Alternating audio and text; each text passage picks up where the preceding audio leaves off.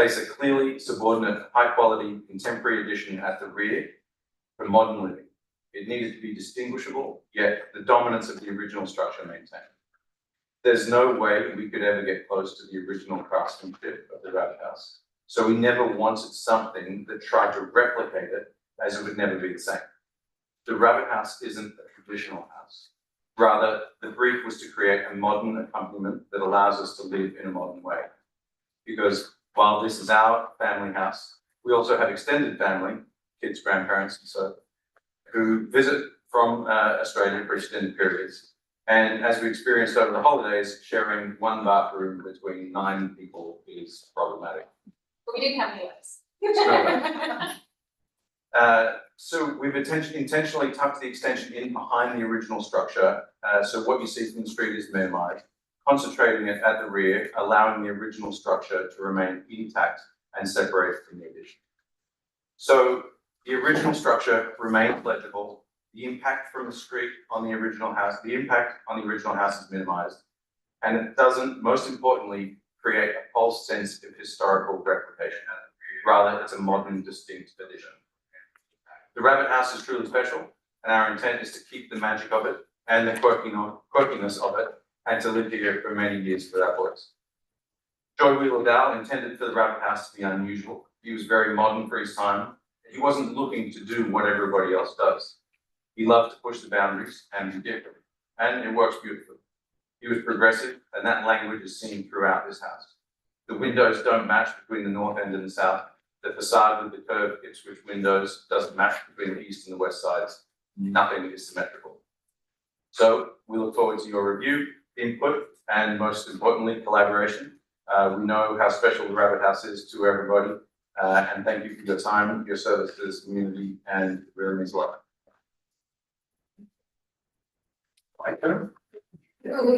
I'm moving.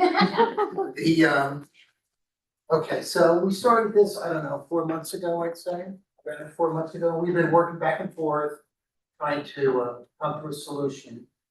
And I just want to walk you through it tonight and then take a look at everything together and try to figure out how we can go further from here. I'm going to start with the existing drawing. They're my E-sheets, which are the same as your E-sheets. You guys are at 8 inches, we're at 1/4. There's an existing basement which is low and I'd say pretty much not really usable, but cleaned up and in good shape. Something on through the first floor, we come in, we have a very small vestibule. I'm coming in right now on the driveway side.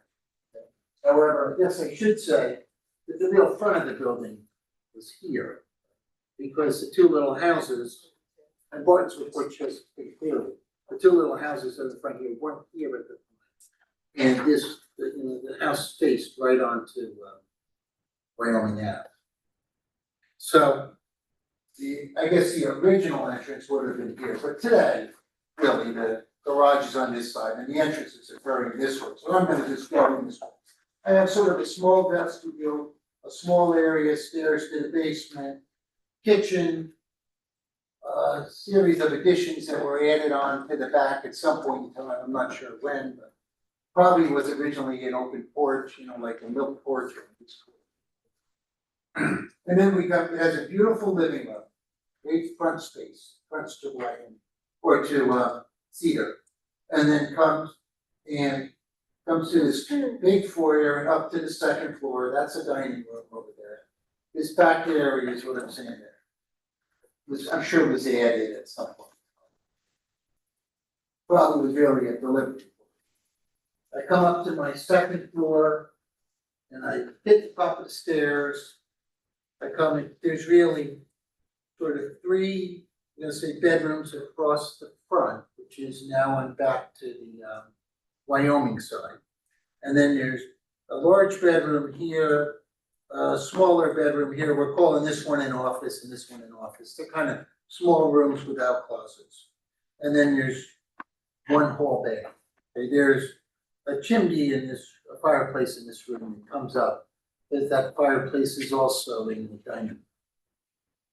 It comes up, but really this is I guess I'm gonna say a 3-bedroom house on the second floor with two, maybe a sewing room or a nursery or two, today we'd probably call them offices, and one hall bath.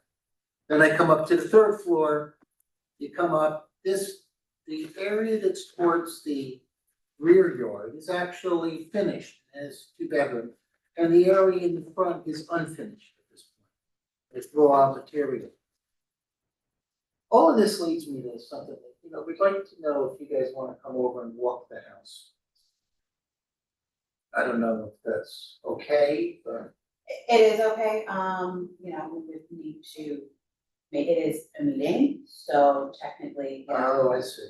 yeah, so it needs to be open to the public technically, but it is something that can be done if, Well, I don't know, I just wanted to throw it out there. We're kind of thinking about August 30th. I know, like the OK Corral kind of thing. No, but that's what I just want to throw it out, we'll come back to it, but. sorry. I just wondered if it would help to take a look at the site, that's all. Then. If I come to my elevations, right, the existing building on really what we're calling the building front, which is really the Wyoming side, which is a little bit difficult to see now because of the houses that are in front. But that's really that's the windows, and it's the windows we were talking about before, the rounded front windows. And then if I come to the cedar side, you're actually sort of looking at the side of the building, right? It's kind of cantilevered front and back. This building itself is, really tall. Well, I'll show it as we go along, but it will need a variance. Back to what you were talking about earlier today. If I come to the rear elevation, it looks, kind of similar to the front elevation, except that it has this kind of wood framework on the back, and the grade is dropped. Like the grade drops from the street down into the backyard, actually drops a full story. And that's what kind of leads us to the variance issue I'm gonna come back to, which is the same as, I can't remember what case it was. There's the case I had with you guys where I said we didn't need a variance, because I thought Eileen would let it go and she did it. So she wouldn't let that one go, I don't think she's gonna let this. So I can't remember what case it was. But it was last year. Then if I come, we have this little detached, well, it's not little, we have a relatively big detached garage. That maybe, we thought maybe something that it's good to see. And then there's a roof plan of that actual garage and elevations of that garage. Well, I guess maybe initially, I think I went quickly, because I'm gonna say initially, I'm sure that this was the original garage, right? It's about that sort of 20 by 20 dimension. All of these garages about this time were, and then these other pieces were added on. And I don't know if you guys remember who used to live here, but he had all these cars. He had a lot of cars in the backyard. And he kind of collected cars. Always showed up at zoning meetings to make comment. Any of you remember? And then just the elevations of that building, which has been added on to over the years. And that's it for my existing conditions. All of this built, or not all of it, but the primary building built was somewhere around 1900. Right? Dowd started practicing about 1890. And it looks like he did the same thing that Frank Lloyd Wright did, where he was working in the city and kind of coming out to the suburbs and started his own little practice out here in the suburb. Like, I look at him, it looks like Frank Lloyd Wright could have read the book. They could have read the same book together, because they did exactly the same thing. Which I guess isn't so different than I did either, actually, because I did work in the city for a long time. So then, if I go on now, I'm going to go to our proposed building. Cedars on the bottom, and I'm just going to go to my existing conditions first. The existing building with that big sort of forecourt, all forward of it, that we're all, planning on just preserving. And then the driveway off the cedar to this sort of large garage Then there's a big paved area in the back here where we also have cars, there's actually a garage door back here to enter into this garage. There'd be a lot of car activity going on in the back of the site, I don't know how else to put it, it wasn't exactly pretty cars, just a lot of cars. Then, if I come to my proposed plan, you can see our existing building and then our addition onto the rear, right, I crocheted it. And then we have a deck or like a porch, we come down off of that porch, come down to a lower level with a pool patio, and we linked over to connect to the existing garage. That's really the entire site. And remember that if I'm at 0 elevation here on Cedar, I'm at maybe about -9 when I get here into the backyard. The grades dropped about 9 feet. And then it sort of levels off. So now, our proposed foundation level plan, like this existing foundation is really under grade. Although in the rear, you could step up 4 steps and walk into the building, just so you get how much the grade is dropped. So we come in, you can see the old dotted lines of that wood frame addition that we removed, and then our addition coming on the back, a link that connects us to the existing garage. And then what we did is we just staired up to get to the upper level and went down to get to the garage, because the grade is kind of moving. But that's really our lower level, gives us a basement with access to a patio and access to a future pool. Come up, now you can see the first floor, right, the primary or the front door is really here. I'm saying that our front door is really on this side. Right, the driveway is right here, the detached building is here, that building is our link connecting on the basement level to our addition. We come in, we've left the front of the building exactly as it was, left the living room as it was. We tried actually a couple of schemes where we could cut the living room up to sort of maybe make our addition smaller or a different size, and it just didn't seem to make sense to rip this living room apart. And I think if you come and took a look at this building, you'd agree with us. Then we removed here the stairs to the basement so we could get a closet, added a powder room, added a little scullery, or like a little prep kitchen. And then we come and left the dining room with the fireplace. We left the window that's here from the old building, but broke through right there to get into our new addition. You can see where we removed the powder room that was in that wood frame addition that was added on at some point in time. And we have a stairway that goes down now to the lower level. As we came in from the garage here, walked up to get to the primary level. Then we come in and then we put our kitchen in the back. We come out glass doors to this deck, right? And then we come down that deck to get to the lower patio area. It just so happens that you can walk from this deck to this plaza level that's existing. They're basically at the same elevation. I think there's about a 6-inch step between. Then we come up to the upper level, I forgot to mention that we have created this little separation between the primary building and our proposed building with this little glass link here, as part of the division between original structure and a new building. And we've done that on all the floors, because you can see pretty clearly here.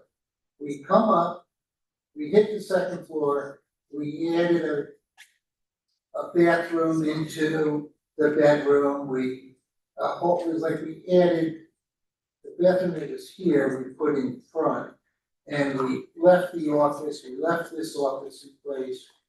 All we did was take the room out of the 2 bedrooms that were in front, and then we walked down a hallway through this kind of glass link, little connector between the building, And then we come into the primary bedroom, the closet, and we walk back into that area to get to the primary bed. There's one of the windows right there with the cover. This house has, these 3 windows on this side and the 1 window on the other side. You can see how my building is actually way out here, and we pulled our structure in to make it subordinate to the front of the building. And we've also created that little link to isolate our building from the existing. But in the attic, we are just renovating and making space for adding a bathroom, 2 bedrooms, but no exterior. When we come through, we cut this link, or we cut this picture through the link. And we did this so you could sort of get a sense of what the link is. And it's on your sheet 5. So we come in, and you can see our primary level, and the stairway that goes down to the lower level. And then we come up, this is that glass link and how we pulled it in from the facade so that we could retain this window and also this window, which are these windows on the back face of the building. We put our little link in, we put in a low roof, we kept our roof right below the eave point. There's cornice that wraps around, this building has a great cornice, I don't know, I'm gonna say it's 4 feet wide. It's a gorgeous cornice, so we stayed below that whole cornice is through, and we created our link on this floor as we made our building, as we get into our new building. When I come to my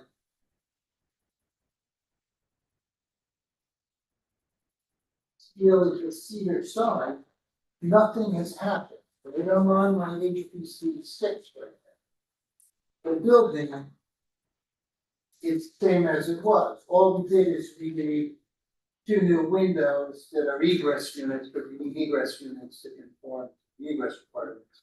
But they would button-wise look exactly as the original windows. We did a double hung look at the egress communication, so we could fit into the existing facade. But there's really no work going on this facade. All of these, little quirky windows that we're talking about, all of that has remained. Then we come, you can see our link here connecting to the garage. That is actually our link, that sort of 12-foot width there. It's very low. It's actually,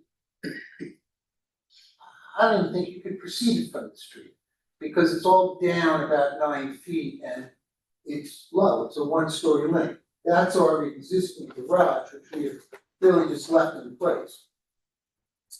Now I'm on the side that you would see from, Wyoming Ave. Somehow I couldn't remember the name of Wyoming Ave. But this, I'm thinking Old Short Hills Road. But the side you see from Wyoming Ave. And this is that raised patio up there. Here is our deck level, and that's why I was saying that we can walk right through our deck level to the patio, go down steps, reach our lower patio. This is that slider from the basement level out to the patio, out to the pool. At the upper level, we come out to the deck, down to the pool. This window is in that little reading nook in the corner. This one's in the closet. And there's our glass link that's connecting the 2 buildings. So we connected it, and you can see the cornice here of the original building flying over that link, right? We kept the link low so that we could retain that cornice. Then we skinned our roof in a metal roof, and because we really didn't want to match terracotta tile, we skinned the exterior of the building in brick, and our building right now is a combination of brick and stucco. I will look at pictures of stuff. Then if I come, all of it really, I guess I'd say not visible from the street. Now, I guess if you said if somebody tore down the 2 houses in front and cut the site and bought the lots back, made it part of this site like it originally was, which I guess could occur, then this stuff would all be may be visible from Wyoming, but I'm not so sure, because you kind of ride up a little hump before the building. Remember, we're down about 9 feet from Cedar. But I'm on the back view. What we did is, this is our building, and then we just put a simple roof on it, right? These are the existing openings, but we put in new egress windows. But then the existing openings on the 3rd floor of the estate. Our cornice is running through, because our cornice is at the point of the link. The cornice isn't at the point of the building. This little gable end roof is 5 feet off of the face of the existing building, and the cornice is running right through it. And then you can see our link here again, and then the existing garage. We have a little brick detail that's going on there, definitely substantial. If I come down the driveway side, I come down and you can kind of now see how the grade really goes. This is the door that comes into the lower level. And that's really right about on grade at this. Then here's our building, there's our glass link, right, there's our existing building. Even more, just we blew a lot.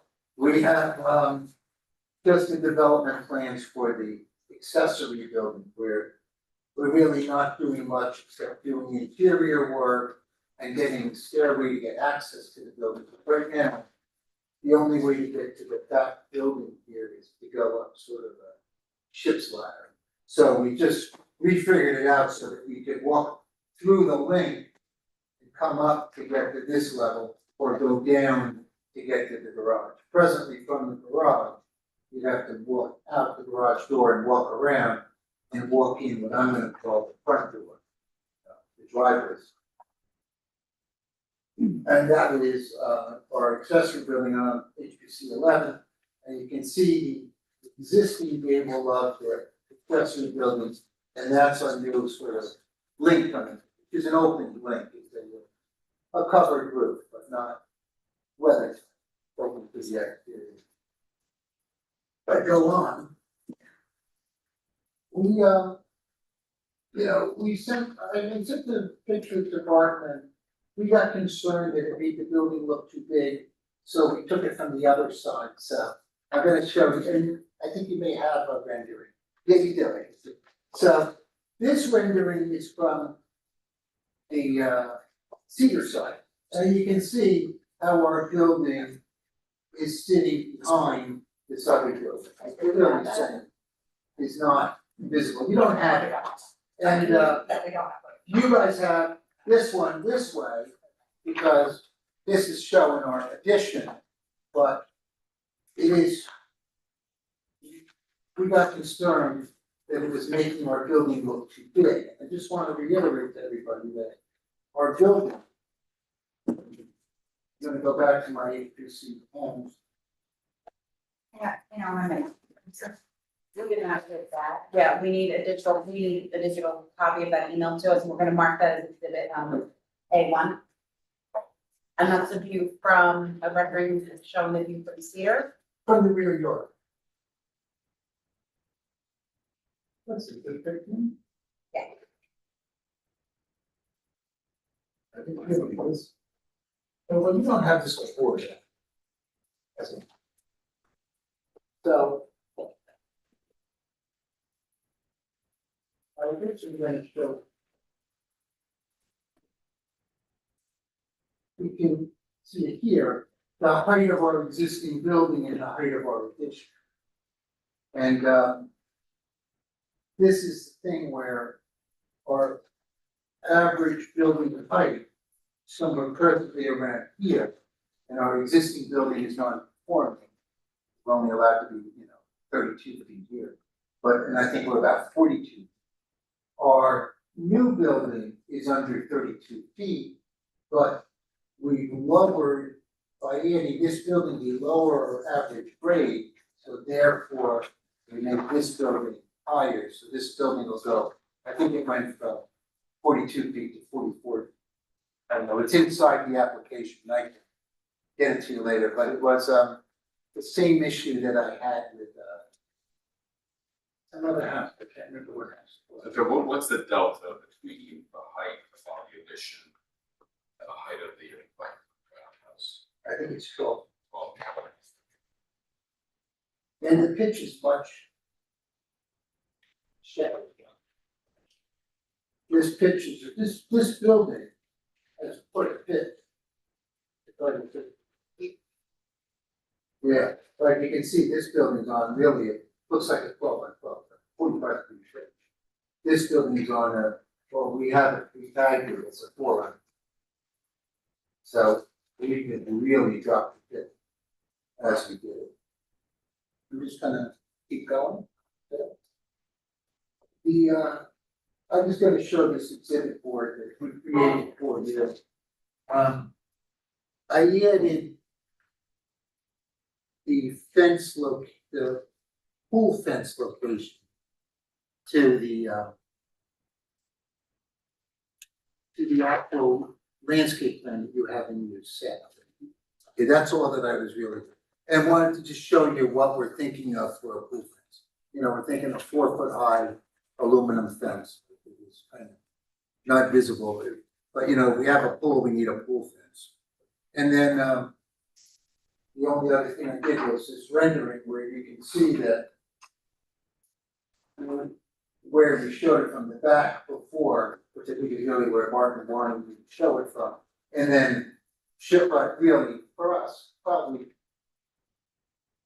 it's more important to understand what it looks like, probably from the street. Although, I fully realize this house has a lot of criteria. If I look at the landscape plan, you guys have a copy of this also. This was done by Mitch Knapp. I think Mitch retired now, done by the Tapestry people, but you can see that everything is on here. Or the existing building, our link, our proposed building, the garage, the connection, the pool patio, the existing upper patio area that is actually on the same level as the step, and then development into the rear yard. And when I got this drawing, I just realized that the fence wasn't there, and I wanted to get the fence on, and that's why I came back. I couldn't get the landscaper to do it, so I did it, so. Is there any questions or comments? We got a report from Board.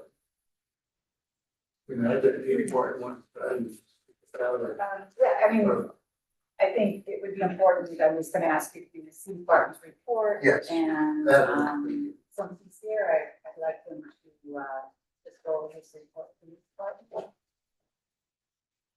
So, I appreciate, Tim and the applicants working over many months to get to this point. I think you're on the right track, I really do.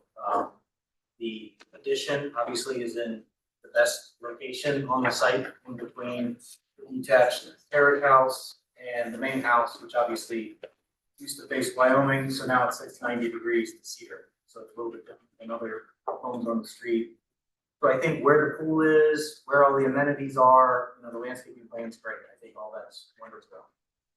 I think in terms of other things we still need to work on, to come back, you know, we still need some more details about coping, hardscape, HVAC condensers, where they're gonna go, gutters, leaders, this pool fence, you know, a little more detail on that, so it's not just the cheapest one you can get at Home Depot. So those are some of the material hardscape things that we still need a little more information on. All of those things would be, application in and of themselves. And then I think on the architecture, one thing, Tim, you know, per the New Jersey rehab subcode, you don't have to actually replace the defect. So, Oh, yeah, understood. so they don't have, Sometimes. I mean, this is such an important house district, I would argue just replace it, you can get a historic exemption. That is. So you're right, I guess you could do them on. Yes, I mean, that'd be my one suggestion on that. And then, you know, I'm glad you're keeping the carriage house, I'm glad you're keeping, you know, proposing a breezeway between it to the addition, it's all perfect. And we also appreciate how the addition and the hyphen, you're adding a hyphen, you know, those are all the correct architectural ways to try to add on a lot of mass to an already large house, a carriage house. But because you have the 3 stories, because basically you have this walkout basement, first, second, I think you can push this further. Honestly, I'd love to see a hyphen that's 1 story, not 2 story. I mean, I understand your section drawing, you're trying to minimize touching the building as much as possible, which is the right approach.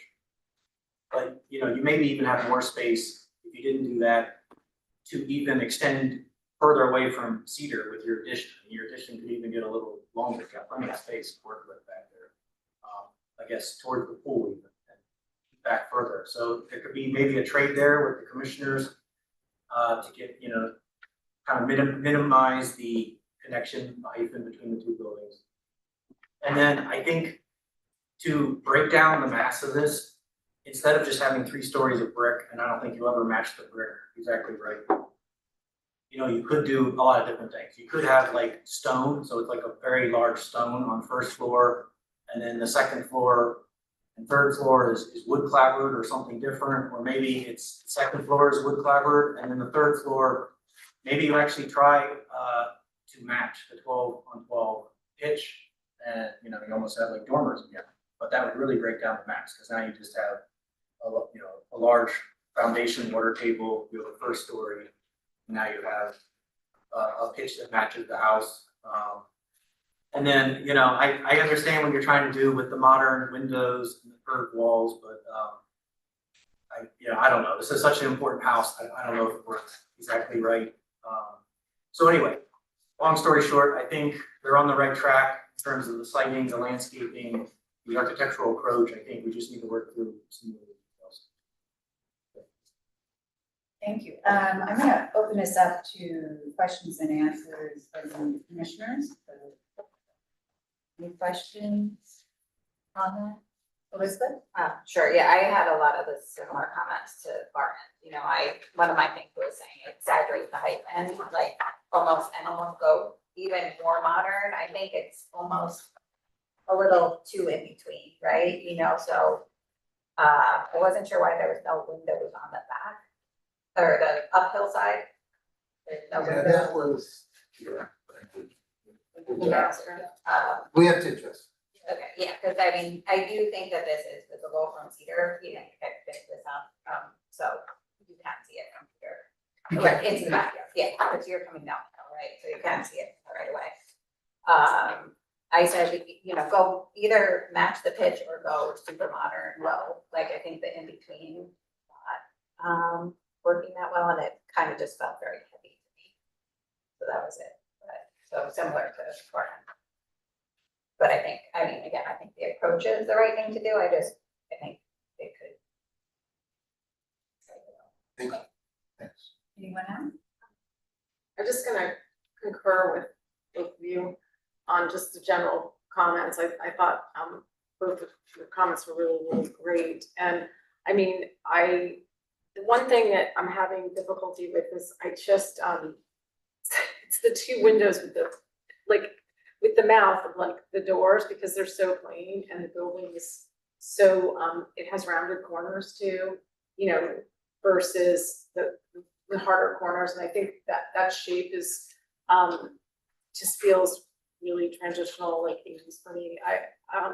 So I don't mind the connecting spaces, but I agree with Barton's comments on the roof 100%, and maybe doing it in copper standing seam if you're gonna gable it, so it kind of ties. I don't know what the color is, but I think you said it was just a metal seam, and just I think the windows without any details in them are hard. And I get the comment though about not matching the house perfectly and getting into all those details. It's a very valid comment.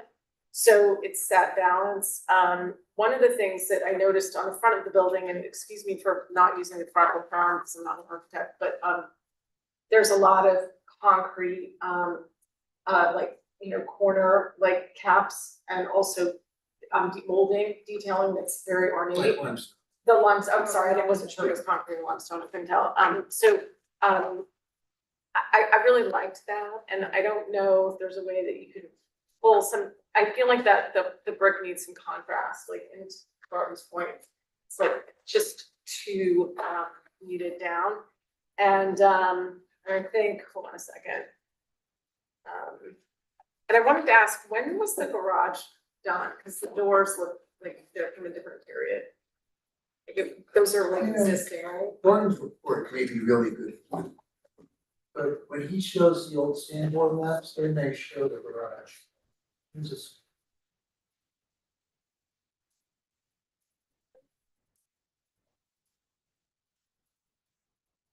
It was later, they aren't on the maps, we have to do more research, exactly. Like, it looks like on the upper one, 1906 one. The house is there, but no garage. Yeah, it looks like the garage. The driveway was on Wyoming. But I do wanna say, this is gonna be so fabulous, because it's just, I'm seeing all the gardens and the thought behind it, and it's really, it's gonna be special. I just think it'd be one of the things, and maybe you could put windows, on either side of the master, the primary bedroom. I got a great client. What? Because I got a great client, because the house has been honestly pretty neglected. Really? And they're willing to maybe clean it up. So I can't say I got a great client. Just saying. No, it's beautiful. I mean, it's gonna be, it's stunning. I can't even imagine. I mean, I love the fence. It's gonna be outstanding. Very crude, very. Any other? Yeah, so I mean, I just want to preface, I absolutely love what you guys are doing, I think it's great. So I do kind of agree with a lot of the comments about like the massing of the brick. It feels very like, large, even though you guys did like make an effort to make it smaller. I know this is like not the same style as the house, but it's similar. Queen Anne style, use a lot of like rounded shingle edges. So like, if you guys wanted to maybe keep the curved edge of the brick, maybe like split it, do like brick on lower half or lower quarter, and then do shingles, and kind of take another piece of history, mix it in there. So I think there's definitely a lot of options here. I do kind of agree. I think, obviously don't need to match the windows, but something that maybe could kind of complement the style a bit more than just the glass. But what you guys are doing, I think it's gonna look great. Yeah, what is the material type of the roof of the garage? Existing, Yeah, existing. I think it's asphalt. So just the standing seam on the addition seems a little output. I'll just say, I know you're going modern with the glass, which is good separation, but just looking at standing seam on the addition plus over the breezeway, me seems a little heavy. I don't know if cost shingle and have less of an intrusion that way. The other thing, When looking you at. say shingle, do you build shingles? No, Asphalt. asphalt, yeah, regular, just, yeah. In other words, not get so many roof. Yeah, I think Right, we're I bringing get in that. a lot of different materials now. Right, Because and I'm we looking to actually see just where there's, re-roofed the garage. yeah, like where is there metal already? I don't think there is. So the glass is a big separation, which you gotta have to say it's different, and the brick, I get it, kind of matches some brick, but the metal to me is a little too much. Just think of all the different materials that are coming in, so just consider that. And then just looking at the curve of the brick, I do think the curve may not work. One thing I was looking at with the windows that you have on the second floor, they're angled, right? You have this angled base, so you almost could take that curve and angle it, to make it something a little bit like what's there already, but differentiating it, so. The base are actually. I'm looking at your, They look curved in the thing, we had a lot of trouble with the renderer. trying to okay, get this right. yeah, I wasn't They're sure actually the rounded. curve, yeah, okay. There's sort of this Ipswich window. Okay. Kind of like, that's what we were actually, that's where the rounding corner was coming. Yeah, I just, But it may not work. I see, Because yeah, we change material. because just looking at the curve, it definitely looks very modern on this, and to me, it's maybe too much, definitely, but that's what I was thinking, even though they're not angles, maybe you think about angling it, have like, 3 sides to make that curve, No, just to angles break it up a feel little like bit. a 20. They'll add a little bit of shadow as it hits differently, do so. I like what Bart was talking about with maybe the differentiating materials, by floor, so it's something that. It would help to load a mass. Yeah, just, right, exactly, just to split that view as you're looking at it. I had a question on, existing profile on the Wyoming side, there's a window that will be removed, it looks like, and I was just curious about the history on that window and what it actually, it's under E4. We may have just covered the new building, is See in that? front of it. On E4 at the back side of the house, there's a, to me, it looks like an Oh, I know what ornate you mean. window that looks like it's gonna disappear, so. You know, you can retain it, put it somewhere else. I guess it's this window in the outer room. Yeah, and it may not be original. It's It may- actually an added window. Yeah, We tried to, we worked pretty hard to try to retain these windows. right, yeah, just looking at the elevation, I saw kind of detail Let of me the see. window. I think it just. You have your, Let me see. it's on your E4. This, oh, we got it? Yeah, well, that's what I saw. It's that one down at the bottom, right here, Tim. Down here? Yeah, there's that one, yeah, just curious about that one. So Oh, I think that's looks like, I think that's is that window thing still, it's like a little leaded window that I think that, Yeah, it may be. they may have found it as like a garage sale or Yeah, something. I think- right, it may just be This a way. later addition. It was Yeah. like in the powder room, Yeah. but I don't think it was, I just I'll know. take a look at it, I'll take a look at Just it, looks but like I it's kind of very thought it was like, similar. they hung a window over a window in their, Okay. in the powder room, and my guys got a little overzealous. Like they wasted an hour trying to. Right, because it's got some details, so what is that? And we're trying to build Alright. this up. And I echo what Elizabeth was saying about the opposite side, so with the master, is just that the complete solid brick wall, you know, with a sheet. Oh, yeah, Yeah. right, I got Gotcha, yeah, that's okay. you right now. All right, thanks. It's more of a question for Martin. So I was at the Edith Horton House, up in the pictures a couple weeks ago. And I'm just thinking about this, front, like the one where it has no windows and stuff. That house has like interesting things where there's shutters that like close onto no windows. And there's windows with just like mirrors behind it and stuff like if there's no natural place to put a window, that's what they did. Is that like generally acceptable, or is that too big of a situation? Believe it or not, we've done that numerous times, but it's always been just violations, and we're trying to put it back without spending all the money. Oh, okay. So just doing it as something whimsical one-off to start with, I recommend. But I think that gets back to the, either try to match the roof pitch, it can be asphalt shingle, change up the materials, and kind of go that route, or almost more modern, like one or the other. Instead of what we have now, which is kind of a different roof pitch, it almost like draws attention to itself. So, and, yeah, kind of like, Phil Johnson, the glass house and stuff, the brick house, which is right near, there's no windows or anything, like, you get into like modern. Any other comments or questions? I'd just like to, first of all, thank you very much for taking on this project, and some of us have done it, and we appreciate all the work that you put into it at this point. I do have to agree that there are still some details maybe that need to be worked out, but I think you're on the right path. Trying to figure out, those details. I will tell you how I always think of this, is if you look at the original house and the lot that it sat on, it was a wow on every side. You came in, you went around the house, the driveway went around the house, even the delivery side. And every side had a unique piece with it. I always try to tell people to remember that you may not see it from the road, but it was designed to have a wow factor on each and every side. And this house, we're so lucky that it somewhat remained, Yeah, it has really well remained. really well remained. So that's all I think that we're asking is to keep that wow factor. Because if you look at every side,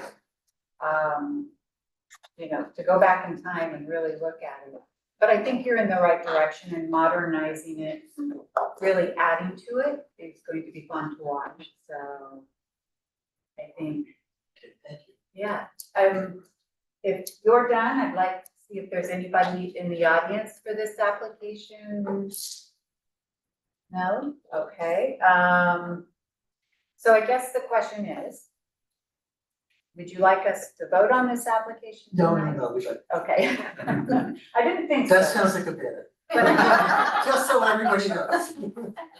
Great, okay, so, But I would like to ask if you would like to see the site. And I just thought maybe the Sunday was a good day, but that's why I'm so saying that. individually, we could, yeah, as a group, you know, once we hit 4 commission members, it becomes a meeting and you're opening everything to the public and we have to notice and it becomes a true meeting. Like, it So- could be 12 o'clock, 1 o'clock, 2 o'clock. Thing on that Sunday, the 30th, I'm just saying, if you wanted to see it. Certainly, Tim, can we get back with you? Maybe Sure, we yeah, of should course, put yeah, out, yeah. a sheet, Uh-huh. but we just can't. No, I just wanted to, you know, if you said you didn't want to do it, that's fine. No, I just thought it may be a I good time think to it'd be see. very it. exciting to Yeah. see. It's kind of a cool house. And it is kind of a cool house. Yeah. We come when the pool is done. The other thing about the meeting is, I mean, anybody who wanted to traipse through the house would have done so during the. That is true. Yeah, That is true. But if you're opening it up, we'll certainly put out and then we'll get back to you. Okay, good. The sign up and we'll make sure that they're together, not, Okay. yeah, No, they'd probably not a be okay 1 and with a it. 5. They'd probably even be okay with it. So. Right, I'm sure we can work out. Yeah. Well, we Right. appreciate that because this is, you know, very unique house and then Okay. you already know that and we're very excited. I like 2 tours. I like the tour before and I like the tour after. Ah. That's what I think is the best. The best tour for me is when I have to ring the doorbell. Do you have a cool door, like doorbell sound? So at this point, we're gonna carry this application. You think you'll be ready for this September 10th? I think so. I think so. So be able to submit a couple of, you know. Yeah, I have a advance. date, after you guys sent me the 15 days, I think it was like 9:30 or 8:30 whenever it was. Okay. I figured it out, I have it in the office, I think. So right Worst now, would worst, you have to carry, but I'll trust this. okay, so we're gonna carry it to September 10th. Okay. Reevaluate as we get closer. Okay, And what will they need to do? So, assuming that, you know, location is staying the same, you're not changing, you know, the application dramatically other than based on comments from tonight. No further notice that, you know, anybody that's here on this application, next meeting is going to be September 10th at this location, and you will not get a letter, and there will not be another newspaper published. thank you, thanks for taking the time. Well, thank you. This is fun. Thank you very much. Can't wait. Yeah, it is fun. It's gonna be fun. Can't wait to see what happens. Now we'll move to the formal review, conceptual review, application number 644, 80 Stewart Road, block number 3103, lot number 4. Is a non-contributing property in the Short Hills Park District. This is again a conceptual application, demolish the current dwelling and construct a new 2-story home, another associated exterior site improvements. Welcome back.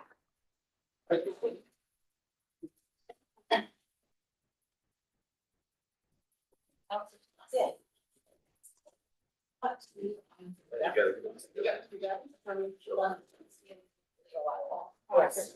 You have Like, the we should review the one from June June 30th. 30th. I have a June 30th, the one 23rd. Yeah, I just wanted to make sure. Here's a question. We have two of these, so we're going to rely on something. And everything that you're submitting tonight, or that you're showing tonight, hasn't been submitted? Okay. Okay, so. I have some exhibits that are not. You have to. Okay, so we'll mark all of them. Yeah. Okay, no, we're not signing. It's informative. Yeah. It's very interesting. Okay. So, Neil and Nico would think be here, they're in Stockholm at a family event that they could. Neil asked would be appropriate to FaceTime into the page, I told him, I don't think we can do that, so, we won't do that on. Oh, yeah, he's not here. Yeah, we'll be here in September. You can watch online. Yes. Okay.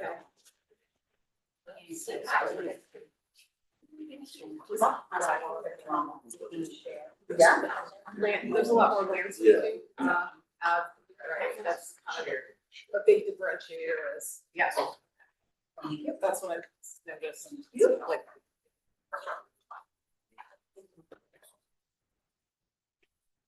So, probably during the meetings tonight, the site is complex, exhibiting, there are a number of issues that will need to be addressed over the course of the next subsequent conversation. So, we wanted to open the floor up to Rich and Brian join us, and then I'll round up the other. Alright, so state your names for the record, spelling your last name, please. Sure, Richard Keller, KLLER. Paul Simpson, EMPLESIS. Brian Hirsch, HIRS. Okay, and you all swear or affirm the testimony you're going to provide this evening will be approved. Yes.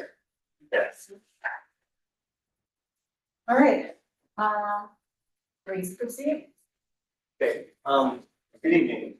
I'm a licensed civil engineer, planner, here in town since 1977. We also do land surveying. We did the survey for this, property. We're actually surveyed, except for one, every property in the block. But most of the addition of farm block, and every property is contiguous, except for one. But I don't often get here because I let the architects handle this.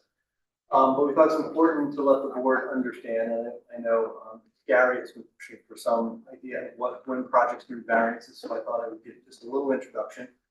So I'm on, I think it's once every 10 years I get here, so it's a lot of different members of the board, but the exhibit that I handed out to you is an annotated aerial photograph. It is an aerial photograph taken from nearmap.com. It's rectified to a scale. That scale is on the drawing. That's half scale, so it's actually, it says 80, but for you it's 160. And what we wanted to show on this was a sort of unique case for this property. This is a 2.5 acre property, just under 108,000 square feet. It is located basically mid-block between Stewart Road to the east, Minnesink that wraps around us, and then ties into Hartshorn to the north. You can see it's a unique property. It was one that was previously one large estate. Part of a larger estate that was broken up probably sometime in the 20s or 30s. A lot of these properties were broken up after the Depression. The house that's on the property now was built in 1968. It's one of the few flag lots that we have where it comes down a narrow stem that opens into the bulk of the property that really does sit in everyone else's backyard on the block. And so what we wanted to stress was that the properties that are contiguous to us and back into the property on Minnesink, these are all properties that are 325 to 375 feet deep. Those houses are biased towards Minnesink, and having worked on most of these, the accessory structures are biased towards the back and often 12 feet off the property line. So when we look about developing this property, I'll talk about some of the zoning problems on this property. You'll see that be careful. While we're putting that back up for the record, the annotated aerial photo is A1. No, I think that. So if we look at the property, Mrs. Cogan, the former owner, her pool, was roughly, that pool house was roughly 12 feet off the property line. It's Grossman's at 91, he did their property, the pool house about 12 feet off the property line. One house that, we did, up at 79 was originally Chris Viola Wrestlers. That house was built basically on the back property, so we went for a pool variance, because they had no rear yard. Their house is about 4 or 5 feet off the property line, and their accessory structures are 12 feet off the property. So we are basically, when we look at what's our rear yard, we've got a lot of accessory structures that back into us, and most of the homes are more than 200 feet away from us on properties that are close to 375 feet correct. So it's a unique property. If you've driven up Stewart, you know one of the defining factors is because of that long driveway that actually goes quite a bit uphill, you cannot see this house at all from Stewart Road. I've worked on Parkland to the right, I've worked on all these other properties here. And even when we worked on the Arpin house from 1860s, which was originally Janet Rick Sherlin's for a while, and then Lamb, and as now the Simonowskis, I think it is. They recently they added from what Lemon Lamp had a pool back, they got covered tennis court, again, 12 feet off the properties in front of our car short, 12 feet off the properties that front on Stewart Road. So it's an area that you can't see what happens in the background. The property itself, and this is, we'll call this A2. This is our topographic survey of 83 Stewart Road, carried by my company. We did 2/18/2026. And you can see the grade lines, from these contours, 1 foot rising up. You can see we come from 384 up to 119, just on the driveway. So we're coming up some 30 feet up the driveway into the area where the existing house was built in the late 60s. The house itself does have a big kitchen, but otherwise it very much feels like a 1960s house inside. Very small rooms, lots of steps, certainly not handicap accessible, as is indicated by the metal ramp that's in the front of the building now. It's complicated in and out. What's interesting about this property is it does have about 2,600 square feet of steep slopes located on this green portion on the left part of the property. We will be disturbing some of that. We may need a variance for disturbing more than 1,000 square feet. It's work in our ordinance that whether you have a 6,000 square foot lot in the R6 zone, or you have a 2-acre property, 2.5-acre property in the R3 zone, you get 1,000 square feet. So 1,000 square feet in the R6 zone is about 16%. Here it's about 22%, but we may need to disturb some of that to make over 1,000 square feet. We're not sure. But the property itself, again, because when Mrs. Cogan was an enigmatic woman.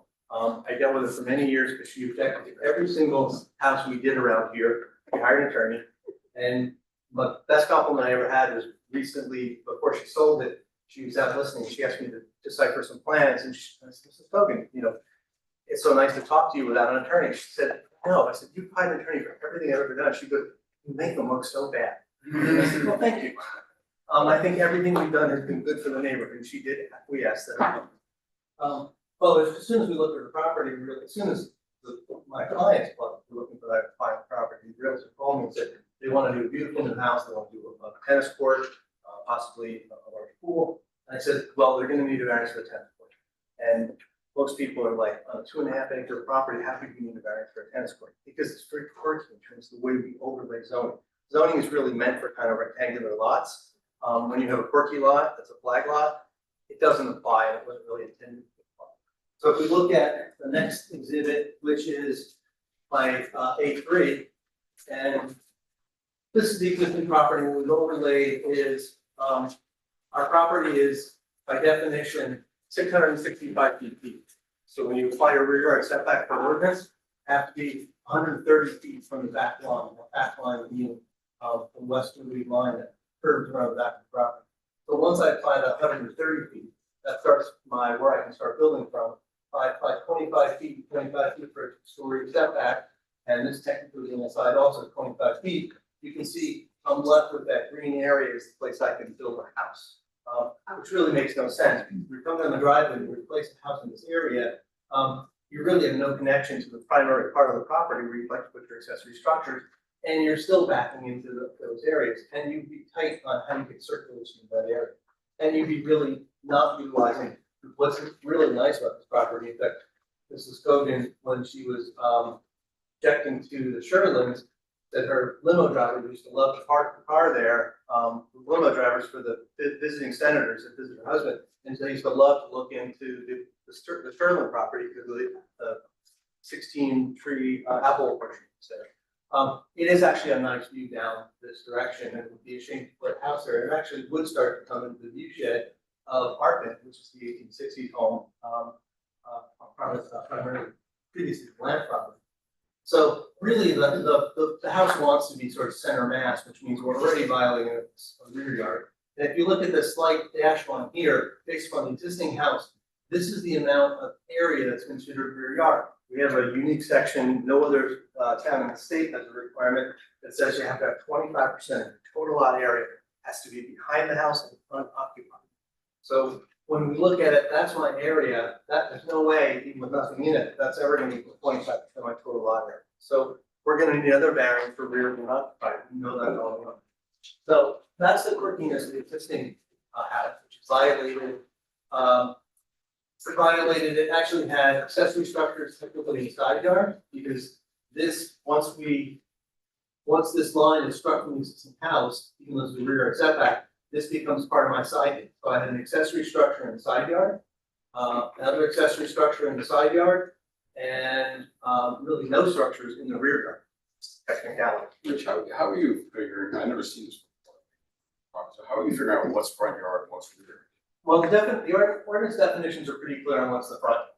And the line most opposite the street is considered the rear yard. So this is the rear yard. I did run this by this one also, I didn't have it. What becomes questionable is then this really becomes a side yard. This becomes a side yard. This also becomes a side yard. And even though this is behind this property here, this is also a side yard. So, yeah, it's actually would have been better if they cut that off. We had a property on Montview. It was a landlocked property with an easement. That had no frontage, so therefore we had 12-foot side yards all around. Or actually 12, that was New York Creek, so it was between 15 and 25-foot side yards all around. We had no. But once we tether this out to Stewart and we get that huge deep property, we're done. We need lots of variances. So we then look at the very preliminary, this would be my A4. This is the same property. You can see the old Cogan house underneath it, and you can see an early scheme with what the house might look like, where it goes, the pool goes, tennis court, possibly another racket court, gym, etc. All those things sort of come down in this area. Well, once you place the house then defines what's the front yard. So this tan area becomes my front yard. This non-shaded area becomes my side yard, and the sort of dusty rose color becomes my rear yard. So again, I still have a problem. My rear yard is slightly better than the old house, but I still have a rear yard unoccupied variance. My accessory structures are in the side yard, and some of them tuck into a front yard, technically. Pretty much no matter what we do, what our goal is to make sure that we certainly don't go with 35% total lot coverage. We think that's important. It's unclear, unfortunately, we have such a small yard. I'm gonna need a variance for accessory coverage, more than my 20% rear yard.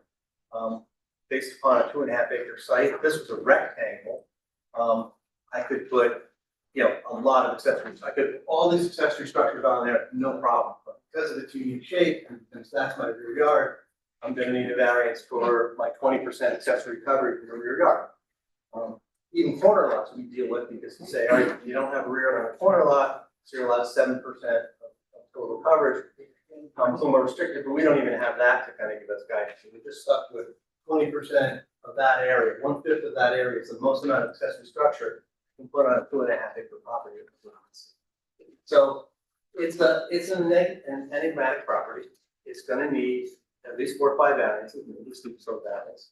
But they're really all, again, what we're looking to make sure that we meet the floor area ratio, and that because that's a metric of mass on a property. And we're looking to make sure we meet the building coverage, we're looking to make sure we meet the total coverage. So those are the 3 metrics we're left with. And then my belief on these kind of properties is we just design the best thing we can, and we don't worry about the numbers because height of the house is important, building coverage, as I said, those metrics that really control the mass of the house, the intensity use, those we're gonna comply with. But a quirky lot like this, as soon as I looked at it, as soon as I looked at Mrs. Cogan's house, when she came out to object, I said, yeah, I can see you've got 3 variances without even looking at the property. So it's a unique property. One of the things that we like about this is that, in terms of Brian Hirsch has worked on some of the most beautiful park-like homes in Short Hills that you've never seen. Because you can't see them from the street, and because the privacy is valued, and Brian has photos of those properties, but Brian has done tennis courts less than 10 feet off the property with complete screening. Anything there's a lot of trees on this property. When we did the original property for Sherlin, then the land property, we had a landscape architect, we had 300 trees that had to come out. Not because we didn't like trees, because Janet Sherlin, if everybody remembers her, was a plant lady, a tree lady, because they were uncared for so long and grown together so badly. So we don't have nearly that many trees coming out. We'll have some trees coming out to create the scheme. But one of the things that Brian has managed to do is Brian can plant hide stuff and create landscapes that you feel like you're on a beautiful park in London or you're on the most exclusive resort you've ever been on. So I think that coupled with the existing step back, you can never see it, along with the commitment from our landscape architects to make sure that we plant a plan that's for a lifetime.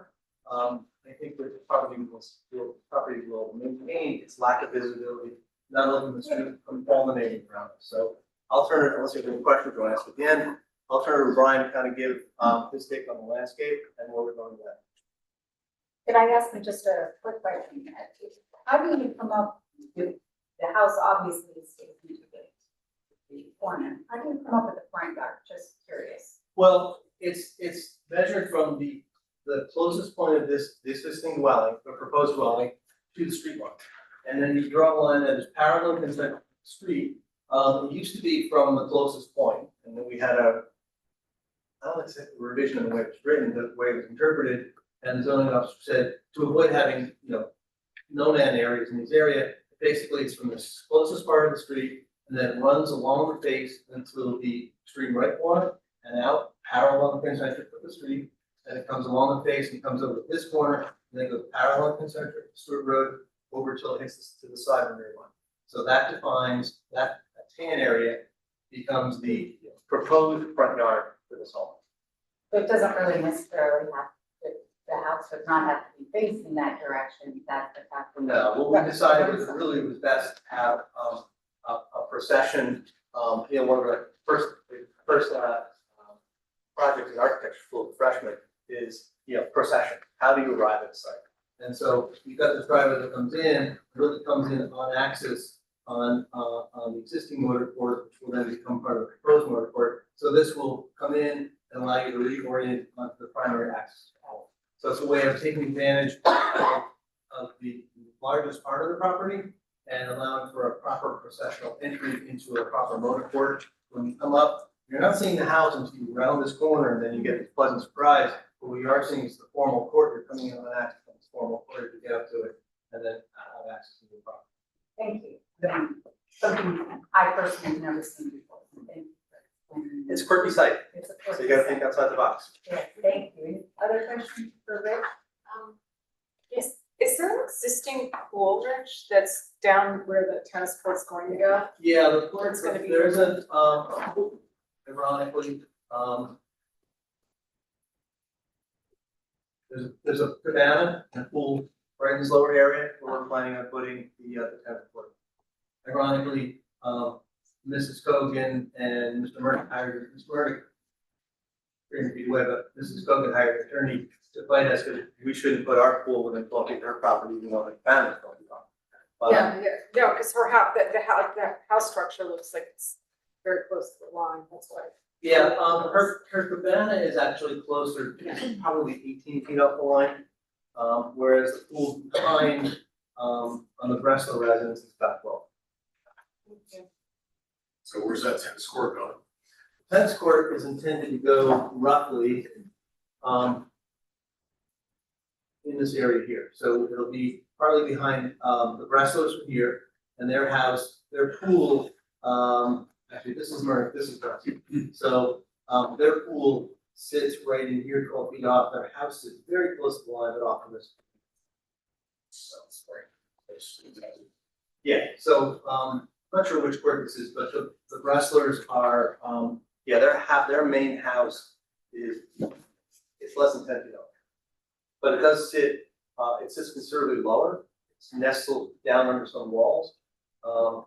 And certainly they're no strangers to, dealing with no backyard. I have already talked to them and told them about this, so it's coming, we're gonna share a plan with them, so we're gonna make sure that they're fully aware of what's going on. But We're gonna see what Brian can really do. we're gonna see what Brian can do, he can show you. You won't see it, please. He's gonna have to have sound bushes. I have a question. That's the for, goal. I guess, our attorney or Barton, what is our jurisdiction?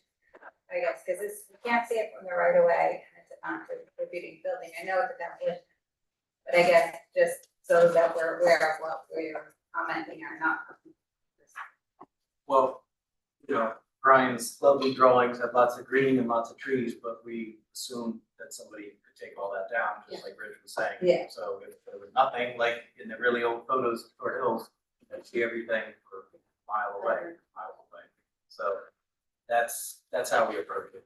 And they did go through all the motions for the demolition as well. Perhaps documentation and everything. Yeah. So I guess what is, you know, because we're not like, you know, again, with other demolitions, we're comparing it to the streetscape and, you know, contextually, but there's not really context here. So I guess that's my question is like, as far as most of the things we usually compare things against are historic fabrics, it's not contributing. It's difficult to see at all from the right of way. So I guess my question is, what are we commenting? What's legal for us to comment? I mean, you're the commissioners, you're still, you know, in charge of the aesthetics and what's compatible within the neighborhood. I think what they're gonna argue is that because it's so far off the road, it can't be seen, they're using that to their advantage to try to propose something more modern, that's just contextual, so they're not trying to emulate, you know, something out of the Fort Hills design guidelines. They're gonna take a different tack, and this house was from 1967, 1968, so it's not a historically significant house. So I think you're just reviewing it per the criteria. It's a non-contributing property. And what's interesting is that Mr. Rosen on the Board of Adjustment, when we get through this, has the ability to make sure that our landscape plan does everything it says, and that would be a condition of any approval.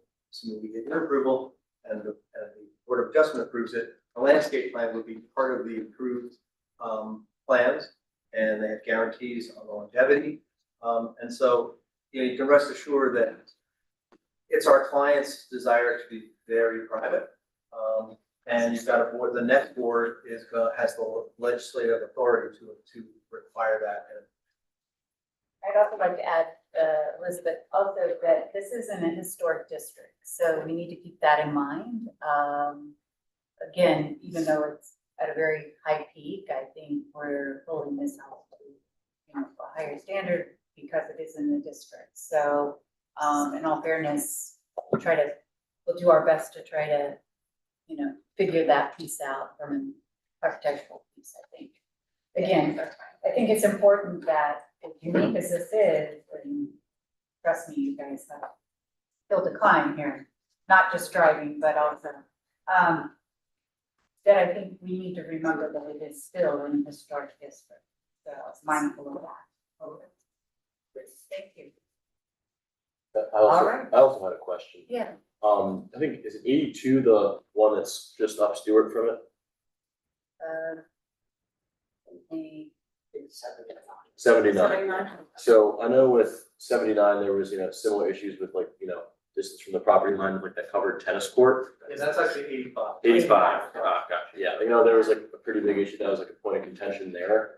That still went through, is there gonna be any sort of like, I'm not familiar with like how it works, is there any sorts of like precedents that we have to deal with since, the neighboring property went through, you could argue like a similar sort of situation? I think it was slightly different, and I'll let Barton explain that, but I do think they could justify that historically, it was not uncommon to have a covered tennis court or somewhat of a, indoor type structure. So that's how they sold that property or maintained that particular structure. Anyone else remember anything different? Well, that, the property is also different property. Yeah, very good, very different. Yes. So again, this isn't the easiest, so we'll listen to everything. Try to figure it out together. We have no plans to cover it. Okay. If anyone, no one has any more questions, we'll let you proceed. Okay, Great. so the drawings are grouped into two separate. These are the plans that we'll look at, and then the images are really to speak to some of the questions that came up about materiality and the way things actually look in the house. So this is just precedent images, and this is going to be potatoes of what we're looking at here. So Rich, I think, has given a really good forensic analysis of the planning and the zoning. I want to look at it as, forest trees, what's existing on the site. So this is just a color rendering of the existing conditions plan. And I do this intentionally because it's very easy to show an existing plan as black and white and the proposed plan as color, and everything looks better in color. So this is the way to kind of be very, the onus is on us to show what's there and how we're trying to keep it. So just explaining this, obviously, all of these are the trees that exist with the canopy shown in terms of what the spread is up above. You can see the way the property, Rich was talking about the processional, we call it an arrival sequence. Existing currently, you have a nice weaving driveway that's always focusing on the end. When you get to the end, you arrive at the motor court, and it's only then that you see the house for the first time. And I think keeping that possession of trees and not looking at structure until you arrive at the end is an important part of what we're looking at here. I think that's what makes this property feel long and meandering. In terms of the overall distribution of the site, there are some existing mature trees along the property lines. Some of them are very clean. There's an adjacent driveway here and another driveway here. So you have 3 fingers driveways coming in at this location. And you kind of have a median strip in terms of what's between the driveways that's left over. But there are some significant trees in these areas here. The light green is just the lawn areas. The dark green are wooded areas in addition to the canopy. The reason why I'm showing you that is really this area here, it looks to me like they took the foundation out and filled all the way around this area with what came out of the house itself. And it sits about 6 feet higher than the rest of the property and then drops off very quickly. The reason why I'm showing that is this topographically is one area. This is a second area, and this is a third area. You can read that from the topo, but you can also just read it from the way the uses are used here. Obviously, all the trees remain on this steep slope where nobody ever developed it.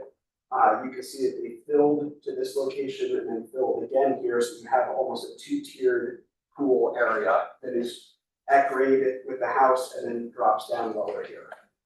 That was basically just the gist of what we're looking at as the overall house. As Rich pointed out, it's centered on the property itself, not in where the full envelope is. What's important about that is it's furthest from all the other houses. Something I think just bears repeating is that this entire house is further away than, so the front yard, what you're considering here, is further than everybody else's rear yard. So it's an interesting situation where everything that we're putting here, no matter what it is, whether it's the front of the house, which is what you look at by definition, and the rear of the house, this whole property is situated further away than everybody else's rear yard. See, this paper is much thicker than I was expecting, so it's.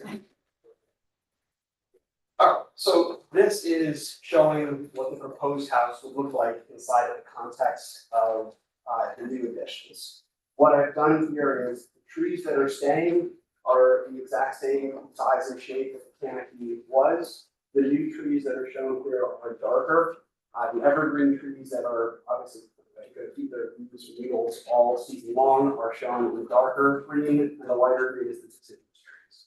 The goal of this is to keep as much privacy to the perimeters and to keep a large crown and a large canopy across the entire site, not just with the existing trees, but also with the proposed trees as we go along here. So very much the arrival sequence is staying the same. This courtyard can be improved through the materials of the surfacing and then also the surrounding trees. This is where you arrive at what we call a carriage loop or delivery court. This is a secondary driveway to come to the garage, which is tucked behind and is not visible even on the arrival. This creates a little forecourt into the house itself. This is a rear courtyard, and this is the pool terrace that we're here. I think something that we also want to talk about is that the core of the entire tennis court is within the context of the existing pool. So there really is no severe disturbance in, to what is actually there to begin with. This object here is when we start pushing, regrading into the hillside, which is nothing had ever been done here before. I would point out that most of the trees in this area are smaller volunteers. What I mean by that is the current ordinance, the town wants a 9-inch, caliper and above is what they're concerned with. That's changing, I think, this week. But the reason why I'm showing that is the trees that are of significance are staying, and they are mostly located to the perimeter because they just have never been disturbed. And so both properties share that same canopy back. So it's important even to the new plantings to keep that overhead canopy going across the entire property. I'm just going to show this next one. This is more a diagram of the thing itself, which just tries to highlight a little more clearly what we're looking at here. Purple is deciduous, orange is everything. And the logic is, as readily apparent, which is quite a few electronics between and create a consistent boundary that is living that provides a lot of privacy from both of the neighbor and from the the purple trees, which obviously are just to be deciduous, is again to create the canopy flowering. Most of them, you can see them from the size and shape. These are the major deciduous trees, which are, I'll call it canopy tree, which if you've ever been in the quad or in college, they call it column and canopy, and that's that long, trunk, and you're walking underneath it, and you're just beneath the understory. The smaller trees are the ones that are more V-shaped and in foreground. So the two very different types of trees that you're looking for inside of that. So we can jump away from this, and I can walk you through some of the precedent, image boards. Can I ask you a question? Yes. How many trees are you taking down on the property? All right. Just, and I just in total and Yes. make sure this total number. So this next sheet is a diagram of the trees to be removed versus the trees that are staying. And I've grouped them into 3 areas. So if we want to, I have another exhibit. You guys don't have this in your package, so if you want me to hand it to you, you can call that exhibit L1, I guess. A5. A5, okay.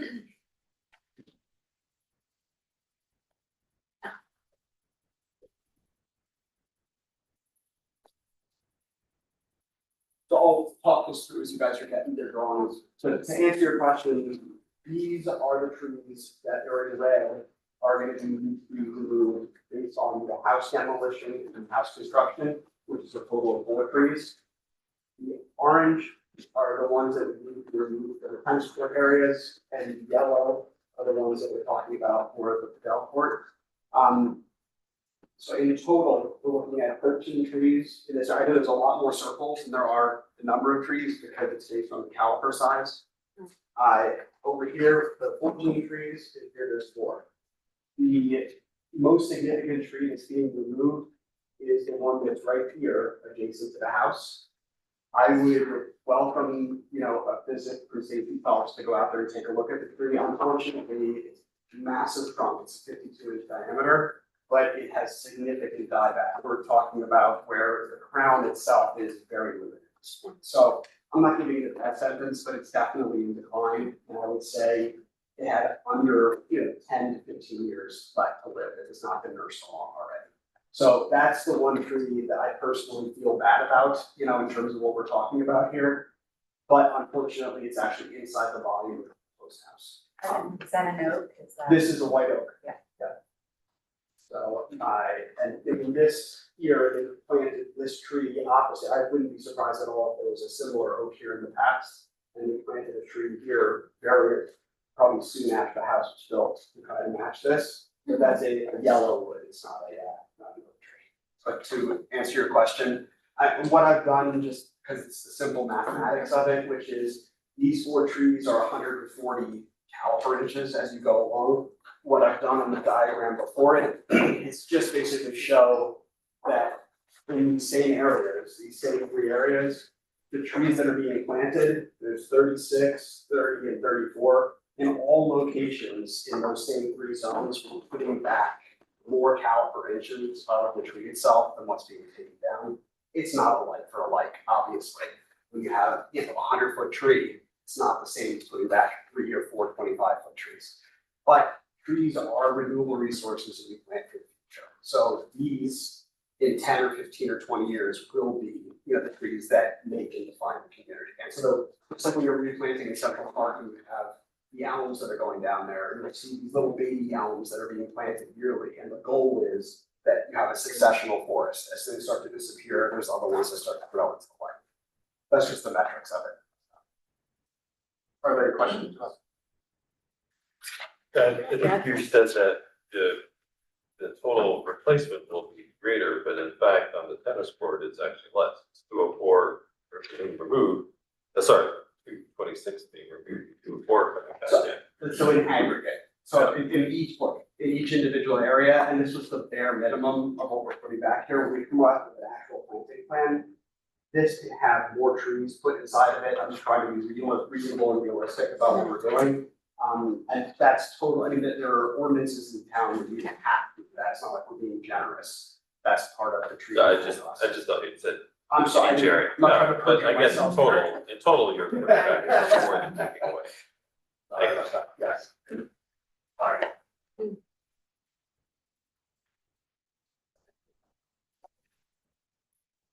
So some of the questions that came up were questions about lighting and fencing, materials around the pool terrace, what does the sports court look like, and it's rather harsh in the renderings. So I'm just walking through, these are all examples of projects that are built in the immediate area and what the aesthetic of what we're trying to do. Obviously, we can provide cut sheets on all the lighting that we're providing.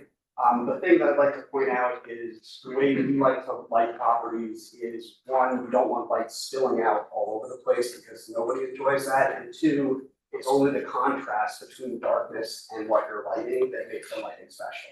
So these were all taken at twilight where it's not 100% dark yet, so you can see the sky is still blue in most of these. But it's about, this is the way my eye reads a landscape during the day, but I think it becomes very graphic at night, the way your eye bounces back and forth between the scenery. So that all we're trying to do here is create, an evening scene of what you're looking at. And another way that we go about lighting it, which I think is interesting, is that we set, it's not just all lights on at all time. There are different scenes you can set for different occasions. So when you have an arrival sequence, when you come home at night, it's set for a quiet, dusk. It's not meant to be a siege mentality with all the light that's So that's the first example here. This is an example of a padel court and of a tennis court. This tennis court, sports court, tennis court, the property line are these trees right there.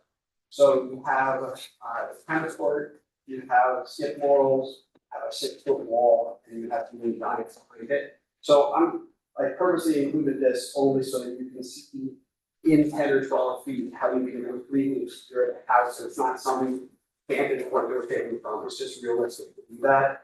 I'm also showing how the tennis court looks from right outside of it, we applied some trellis work to the fencing to try to create, try to soften whatever the actual material is. Likewise, over here, we just use wood on the actual uprights. I'm only showing you these examples as to how this can look, it doesn't have to look exactly this way. Likewise, on the Delport, this is literally the week after planting, so there's no growth on this. This is 3 years of growth after this job was done. The goal here is just to show how, in some way, shape, or form, these glass panels become less visible than right away. There is, mesh up top, there are these glazed panels down below, but when you plant on both sides, there's like a phenomenal transparency that happens with the glass where you start to get these interior reflections of the plant material as opposed to of the glass itself. So that's what I'm trying to show here is that things can seem very heavy, but can be treated very differently, once you plant them that way. From a plant perspective, the glass, like glazing the city, creates a lot of heat loss and a lot more sun than you get on plant material. So you actually get to use these little, microbiomes of plants that otherwise would not thrive in that area, but they do because they have heat. So it's a little bit of interest for planters. It's very interesting.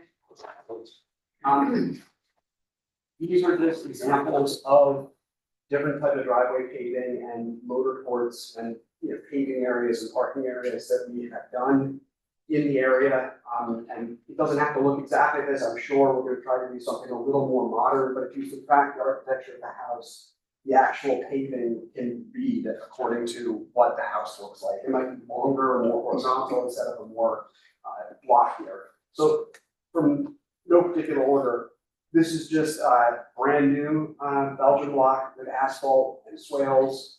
These are antique Belgian block, which just have a worn surface to them. This is just a pure gravel driveway with Belgian block. This is actually exposed aggregate concrete, so there's gravel in the concrete. You wash it clean and it doesn't move on you. It's just that by itself. It's much cooler than the asphalt is. Plain blue gravel. This is actually a hybrid of this with bluestone set inside of it. A little bit of more paving patterns, and likewise on this one. This is a different application where you pave and then you put hot oil on top of it, chip and seal, and then in the oil as it starts to harden, you roll the gravel into it and it adheres to it. And so it moves a little bit, you get that crush under your feet, but it's just not the harsh black asphalt. I'm just showing that as examples of what could be done in the motor court. It's a lot of driveway, not just the length of it, but then also.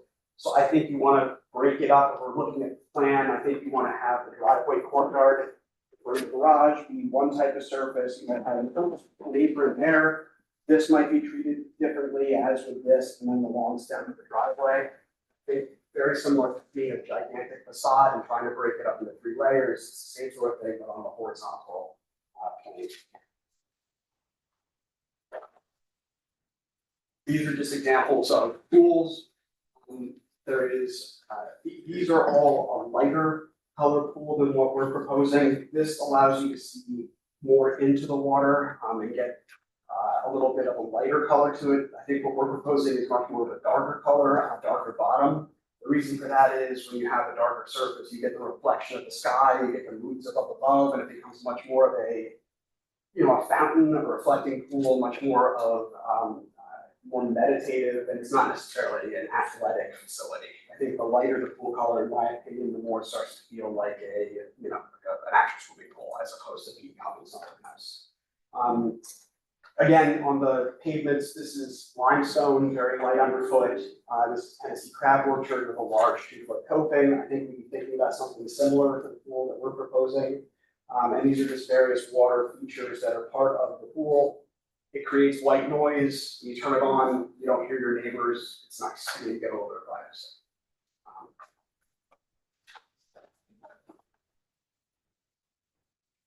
This is an example of a fence that we use to try to be as invisible as possible. It's a deer fence, but it also doubles as a pool code fence.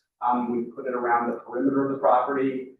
You basically are completely contained inside of both pool and deer fence. What we use here is a hex mesh. I'm showing photos intentionally of what it looks like with no planting around it. What you really see is the vertical post, and you don't see the actual mesh as much. I don't understand why the eye works that way, but when we have horizontals and verticals, you see them, the 30, 60 honeycomb kind of blends into the landscape. The point of that is, this is what it looks like with nothing in front of it. The goal is to plant significantly around it so that you don't see either the fence or the property line. The gates are pretty simple, and yes, it is 6 foot, to try to keep deer out. Part of that is if you're planting as extensively as you are, it's wonderful to open up the plant palette to things that are not on our list of things that they love eating. So, that's an easy way of ensuring that the bottom 6 feet of plants stay. Yes. Question on the deer fence, maintenance, deer fence. The plantings ever grow through it, limbs fall and hit it? All the time. Yeah, so the ground stakes need to be checked and maintained. In a storm, part of what's nice about this, it's not based on tensile strength. It kind of folds like an accordion when a branch falls on it. You put the top wire and you pull it back up again. And so it's an ongoing process. I would say someone walks the perimeter of the fence at least once every 2 months or so to be sure. And you usually know you'll see your droppings inside where they shouldn't be and something's up. So where's that fence going all around? So the goal would be, not the front of it. One step ahead of you. Well, what might be technically a front yard, certainly not. In other people's rear yards and not in our whole. The goal would be to put one entrance gate across the driveway and then go around the entire perimeter. We might provide a secondary fence around the pool itself, just for decorative purposes, but the one in the front would serve the code. Yeah, these fences actually suffer less damage in storms because they give. And that, what Brian's saying, that hexagonal pattern, because most branching comes off at about 30 to 45 degrees. So when your eye sees these lines at 45 and 30, it thinks it's the same pattern as the trees have been growing. So it really does disappear. We've used it throughout. Because the properties that you would never know it's there because the fence, it disappears. And because it's got a larger spacing between the verticals, it even disappears more. And they're relatively thin. What's the size of the Yeah, posts? these are, the line posts are 1.5 inch diameter, the corner posts are 2.5. What I would say, which, I mean, thank you for pointing that out, Rich, and all these pictures that I'm showing, I think are on 15 properties here in Short Hills so far. The reason that, again, if I show images of nothing planted in front of it, because when I show pictures of plantings in front of it, it looks like I'm intentionally trying to hide something, like I'm trying to, is there a fence there? Yes, there's very much a fence there. So that's part of what we're showing here. I think that's basically what I wanted to review with you guys. If any other questions, please. Did you say you were gonna be planting this for us? So there will be no proposed lighting on the tennis space. Not permitted by ordinance.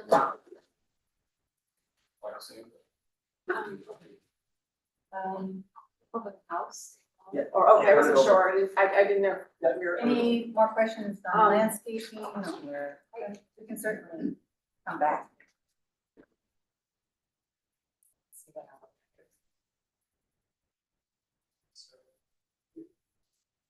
And is there, What? Do you have any questions? No, I just was muttering to myself, no, I wasn't. Sorry. Go ahead. So it's just, the house is responsive to the site and site conditions, the house is responsive to landscape, and that will be a consistent thesis through everything we present. The massing of the house is also broken up in order to enhance the landscape. So the house, we could build, on the spot, a much larger house for person to build. We're trying to keep the massing small, we're trying to keep the integration of the courtyard concept and plantings very tight. The orientation of the house is largely due to the approach, as Brian was saying, but also due to like the natural daylighting. And so we're really trying to maximize the amount of daylighting and have glass as one of our primary materials in order to really enhance both the reflections of the landscape when you're surrounding the house, but also from inside the house, you always feel like you're in the landscape. And so as we're presenting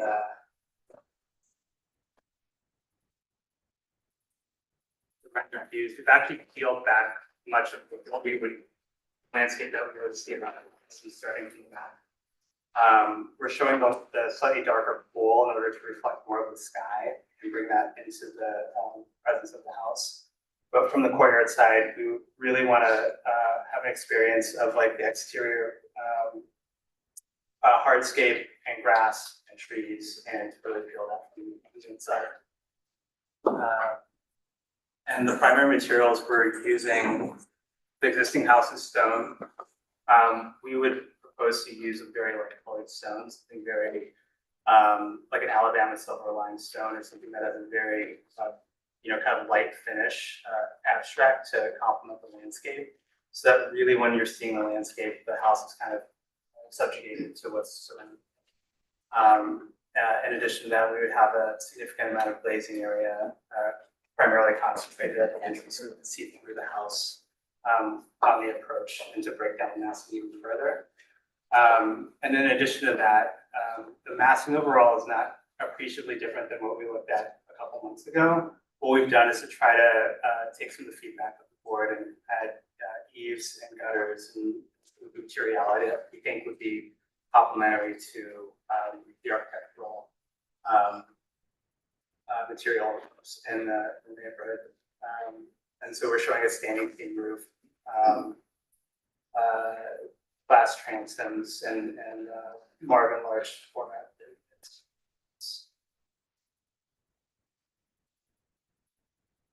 I don't know. I was thinking, because I remember asking her about that. I just have a quick question for you as this is, because you had talked about a lot of the details of, architecturally, just driveway thoughts and plantings. So this is much more Spartan, as an aesthetic than what you were speaking to. So are you just saying that we should focus really on the house and not think about the incorporation of the landscaping at this time? For example, this right here is a large expanse of stone on a corner. And so, these are not exact examples, but this tree right here is not shown on this plan. And because we're trying to show, and I think what you're saying, peeling back, you don't want to show those things. You want to try to.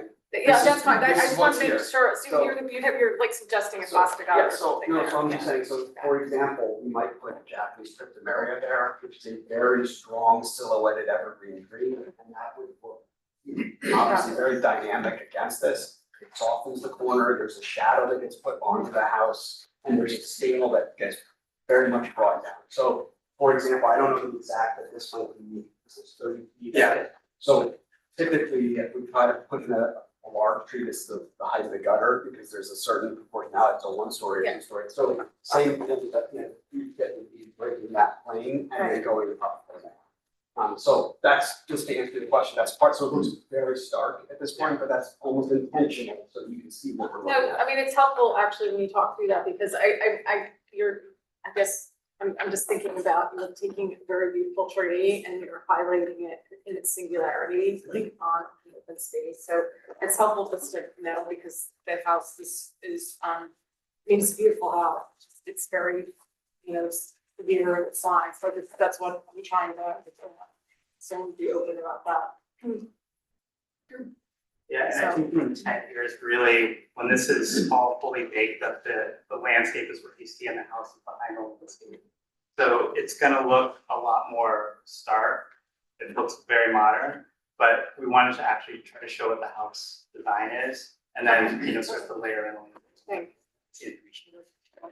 This is silly to say, but it's obvious. A lot of a house like this are about the views and experiences from the inside. And so a lot of times modern architecture is the viewfinder of what you're looking through. And so a lot of these are these long distant views of thought and across the landscape. So sometimes, I'm not an architect, but I'm saying as an appreciator of one, that's what, these structures become, are these viewfinders of the things you're looking at. It becomes less important the structure and more important what you're looking at. All about looking at your work. Can you walk about the 2 lower level, pieces? One is the garage where you're using different materials on the siding. You have a flat roof that's I guess, sort of step down. Yeah, we're trying to differentiate the main portion of the house with the wings. So on one side, we have the garage, which we've shown in wood, and we're showing this is like a one-story guest area that sort of mimics what the original house had. When you approach it, it had a lower massing on the front, and then it kind of opens up and steps back. We're showing this as wood just to like have a less massive house. So there would be a complementary wood material, which is shown a little bit darker than we would intend it to be. This could be like an Alaskan silver or something that weathers a very silver, kind of like neutral tone. And but that like sort of dissolves into the landscape. But the idea is to have a very like kind of like lower rise portion of the house on the approach, and then the house exits back. Any other questions?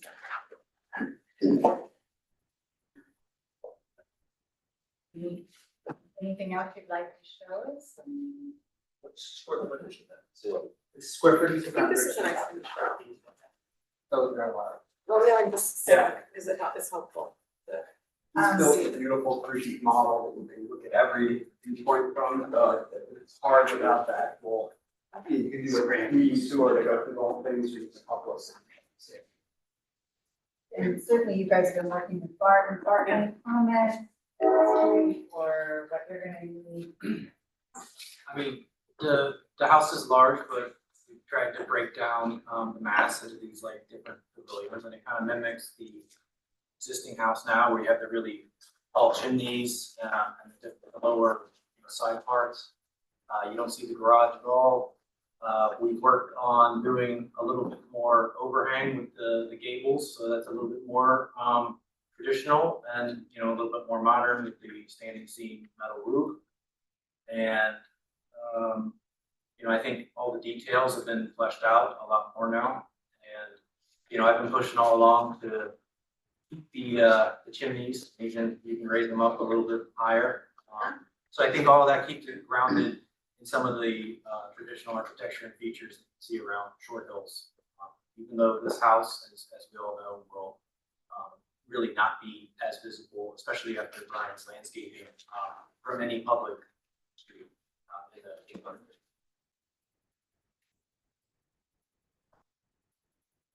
Any other comments or? No. Great, well, we're excited to have you in front of the board for the application and working with Barton some more, so. What will the next step? I mean, should we try to schedule, now that we've done a conceptual, should we try to schedule? It's the same schedule that Scott went over earlier, so Okay. it's 15 days ahead of time, but we need all the noticing and everything ready by then. What's that date? August 30th or something? If you want to be on the September meeting. I don't know if that's doable or not. We're going on a house tour then. Hey, where do we sign up for that? On the list, yeah, is that doable? I mean, realistically, is that doable, or would you like What's the date of the hearing to, then? September 10th?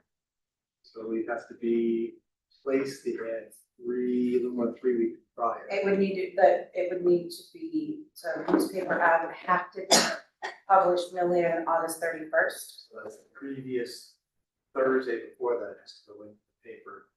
On that day, it's with the Star Ledger. That I don't know, but it has to be in the paper by the 31st. Yeah. And mailed by the 31st. But that's the.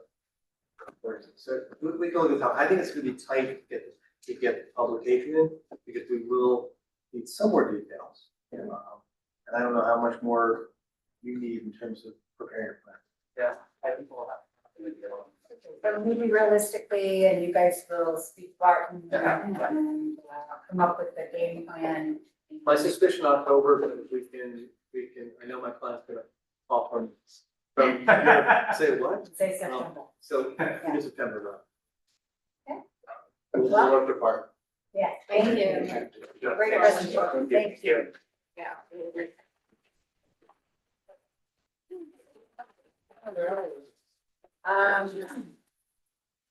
Our next application, number 632, 67, lot number 1.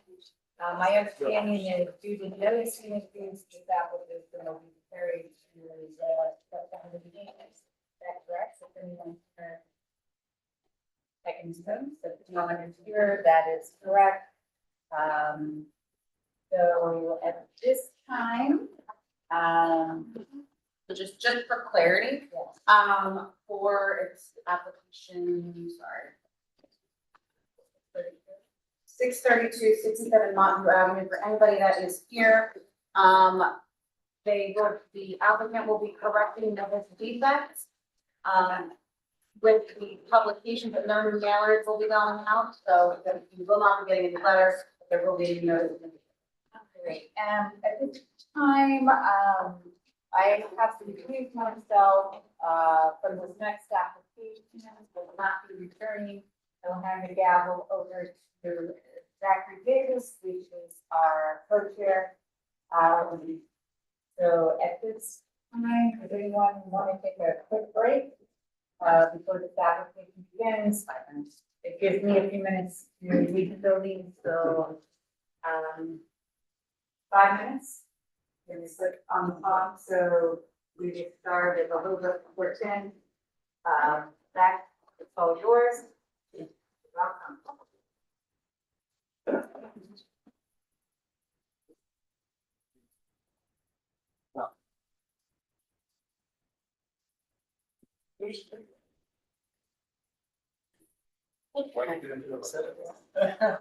Yeah.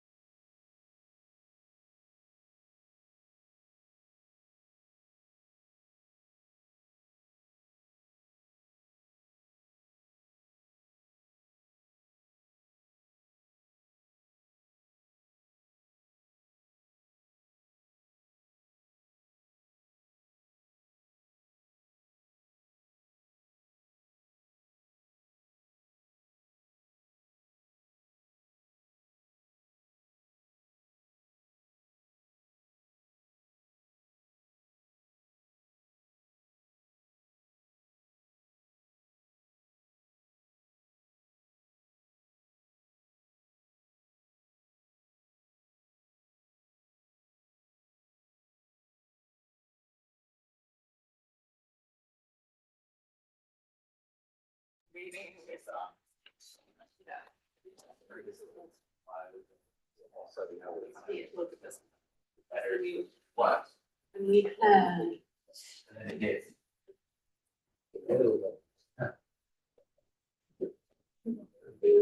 Thank you.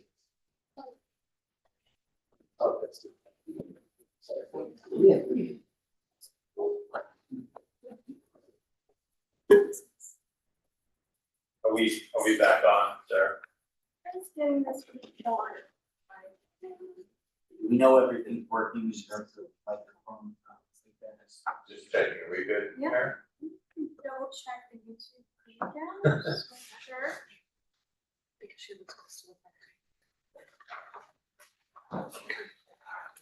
Good.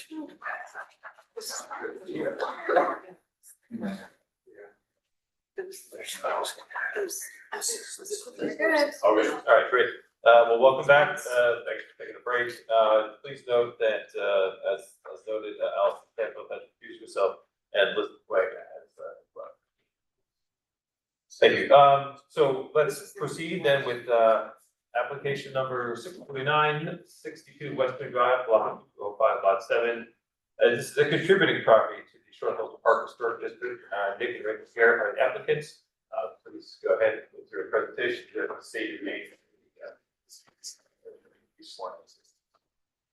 Good evening, Mr. Acting Chair, members of the commission.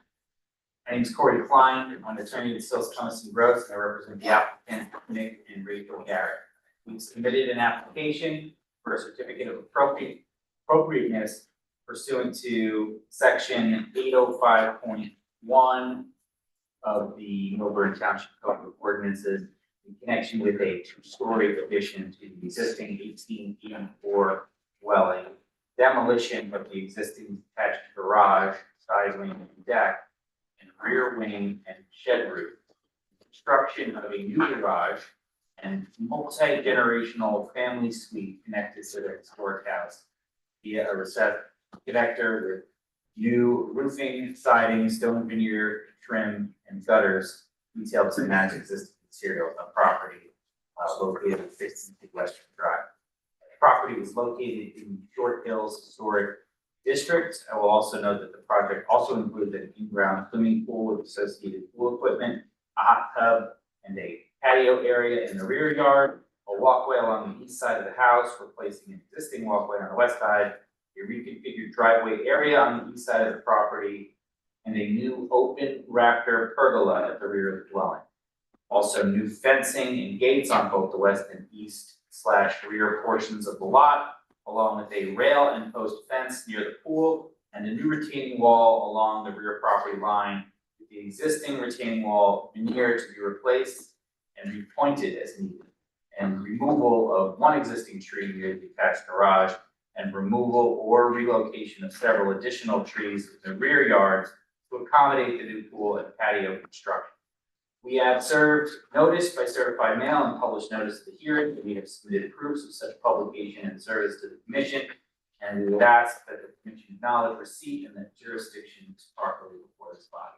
Yes, sure, I have reviewed notice and the certified mail slips and everything's in order. Okay, very good, thank you, Councilman Buck. Tonight we are presenting the following witnesses. We have Mr. Daniel Duvenet, a licensed professional architect, who will testify regarding the proposed improvements, and Mr. Steve Smolin, a licensed professional architect and historic preservation specialist, who will testify in support of the proposed improvements. Before I call my first witness, though, I would like to briefly provide some background for the record. The commission will recall that a prior application was denied, and you have memorialized that denial this evening. One of the key reasons for the denial, as I understand it, was the expansion of existing non-conforming conditions and the creation of new non-conforming conditions, which would create the need for variance relief from a different board. We are presenting an application this evening that eliminates the pre-existing non-conforming garage, which currently encroaches into the existing setback area, and which is not historic, as our experts will testify. As our witnesses will testify this evening, the garage was demolished and rebuilt circa 2000 and is a non-contributing element of this historic property. The applicant created a plan. When we first came before this body to propose an addition to the existing home to accommodate room for a mother-in-law suite, actually for the applicant's mom, an addition on the side of the house. We created a plan that would not have been our first choice as a design option, but during certain ex parte meetings with the chair of this commission, who has recused herself from these proceedings because she resides within 200 feet of the subject property, the design received criticism from your historic preservation consultant, and we revised it significantly to address these concerns. But despite taking reasonable efforts to address the concerns of Mr. Ross, the commission rejected the application over concerns about extensive variance that it would require. We are here before the commission this evening with a plan that fully conforms to the Milburn zoning ordinance and meets all requirements of the Milburn Historic Preservation Ordinance. And we have reviewed the report from your consultant and respectfully disagree with his conclusions, as we will set forth in testimony. We have also reviewed Mr. Ross's suggested revisions to our plans. And while we appreciate them, we are not here to negotiate on the overarching plan. And I respectfully request, and thank you again to the board for, to the commission for being here and indulging us at this late hour, but we respectfully request that the commission shows patience and allows us to show our plans and enter our proofs on the record, and the rest is in your hands. So with that, I'd like to call our first witness, Mr. Daniel Dumanet, have him sworn and qualified. Thank you. State your name for the record, spelling your last name, please. Thank you, Daniel Duvenet, D-U-B-I-N-E-T-T. Okay, and your occupation in relationship to the application? Thank you. I'm the architect. My license is in good standing, it is current. I've been practicing architecture about 25 years. Practice primarily Essex County. They won't appear for the HPC or. And when you appeared before the HPC previously, were you qualified as an expert in the field of architecture? Yes. And all your licenses are still currently in good standing? Yes. Okay, thank you. I would like to submit Mr. Duvenet as an expert in the field of architecture. Yes, okay, proceed. Thank you so much. Okay, thank you for accepting Mr. Duvenet's credentials. Mr. Duvenet, if you could please describe your responsibilities in connection with this project. Thank you. Please speak into the microphone.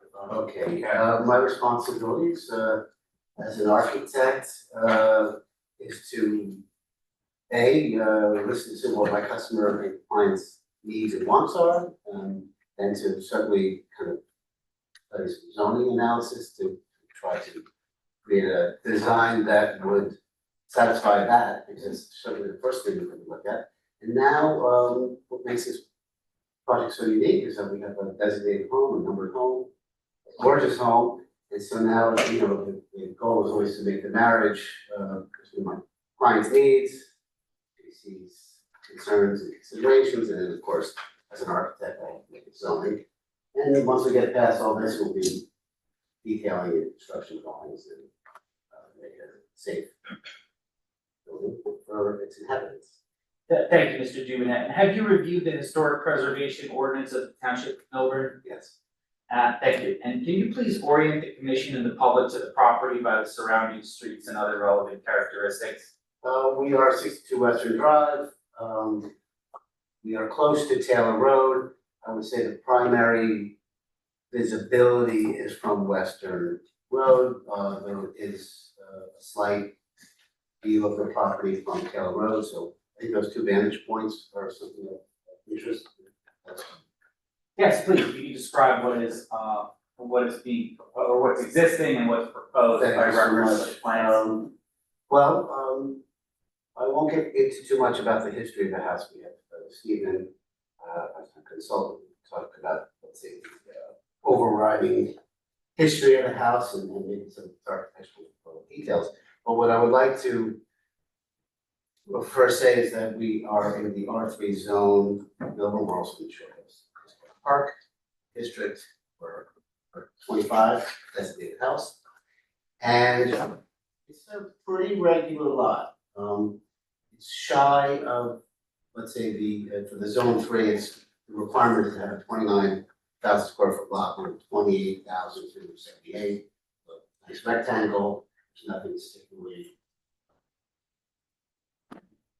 unique about this property, like we had seen some other properties where you don't know what the front is with back, and so it's a very clean, clear, rectangle. The existing home sits pretty squarely in what we call the building envelope, so you have your front yard setbacks and your sides and your rear. So there were no like inherent hardships, that I looked at as developing the site. And one significant feature of where the house sits, it sits about 90 feet from the street, and it's a pretty significant front yard setback at about 73, or 40 feet is required, so that would be some sort of hardship in terms of the existing orientation of the house. The lot is set pretty far back. Okay, we don't have a significantly deep lot, so our rear yard is not that big. So previously, I know that, working with Barton and the commission here, the goal was to try to get this addition.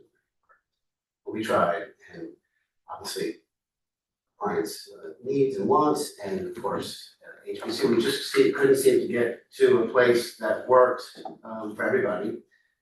As you know, we tried hard. And so now we're back to what I consider an amazing design for the property. I think it's an amazing design for the house, so of course we'll talk about the differences that we might see about it.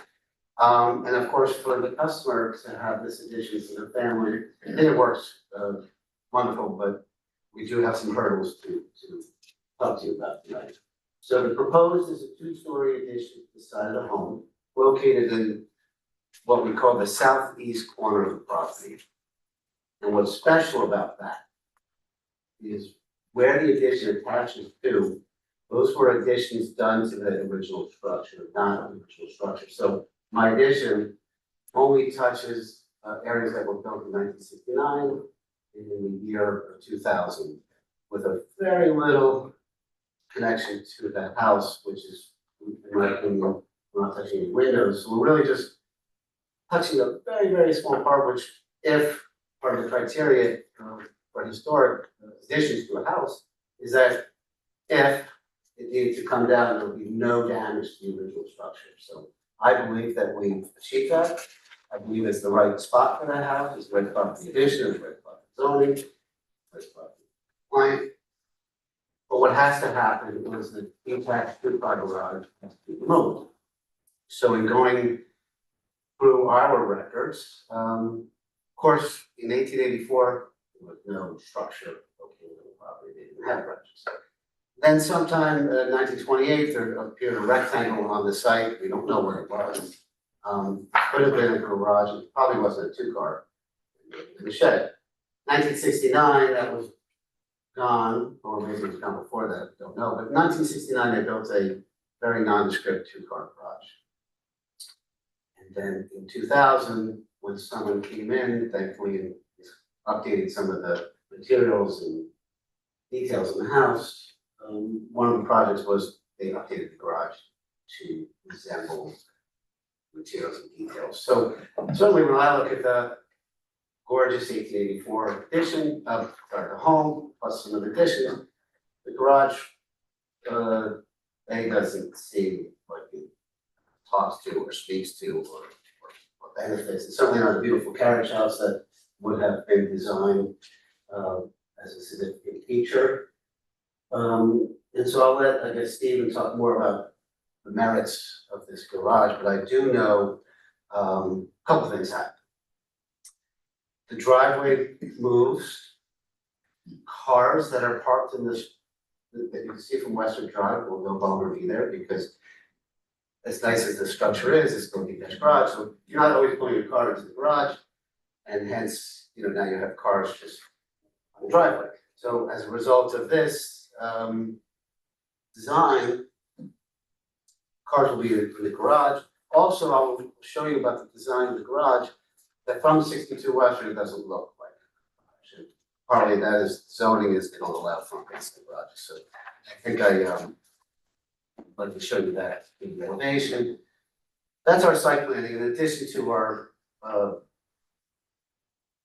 home or the addition to the house, we're proposing a pool, which we've moved significantly further away from the neighbors, and a small patio. And like I said, good or bad, this is an absolutely variance-free application. It not only is variance-free, it takes the two existing nonconformities, and I know this may be the wrong very good for me, but it takes the two existing nonconformities and they go away. So now we're taking, a project that had some existing nonconformities and we've now made a point conforming.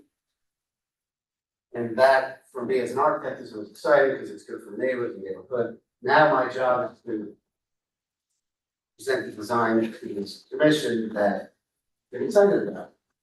And of course, Rachel Garrett, she's and her husband, they are very resilient. They want to do an addition. They don't want to move. They love their home.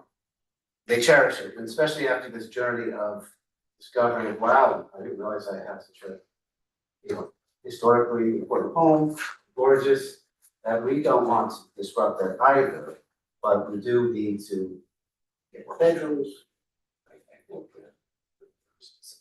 talk about the moms come to live with us, so multi-generational living.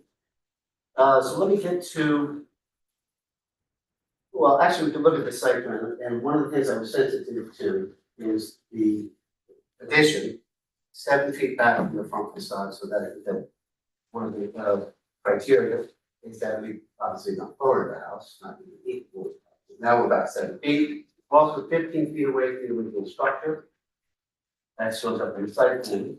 And on the second floor, and I call it the connector, we look at HPD4, that shows the second floor. The connector to obviously the functional second floor, and that's back from the front facade about 16.5 feet. And the second floor, although it is a second floor, it kind of looks like a story and a half. On the sheet HPD4, I wanted to call your attention to a little building section. Drawing 3A4. And what I did was I took a section through the connector piece to show you how sensitive I was trying to be to the existing structure.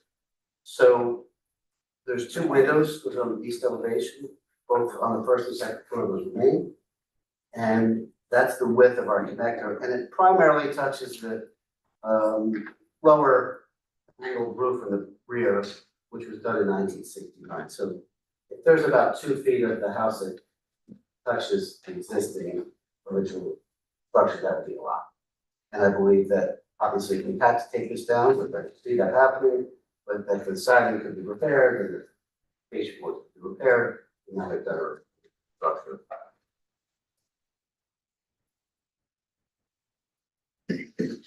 Then I guess I'd like to jump to HPD 7, which shows us the front elevation, 2-dimensional imagery.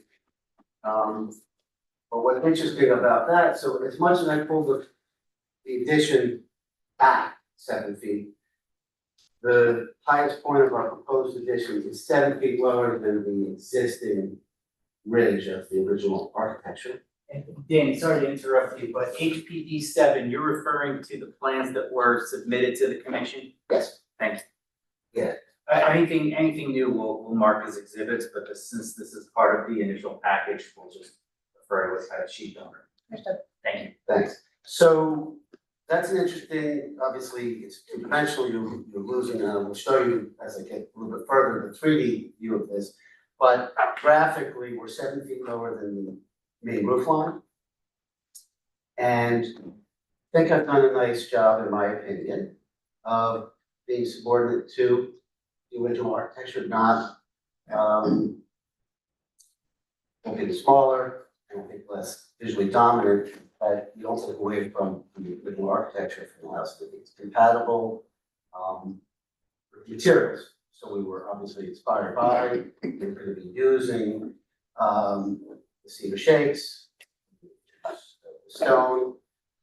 I think I detailed the stone in such a way that it and also the articulation of the massing. So it really feels like not competing with the original. It, to me, looks like that was an evolution of not distracting from.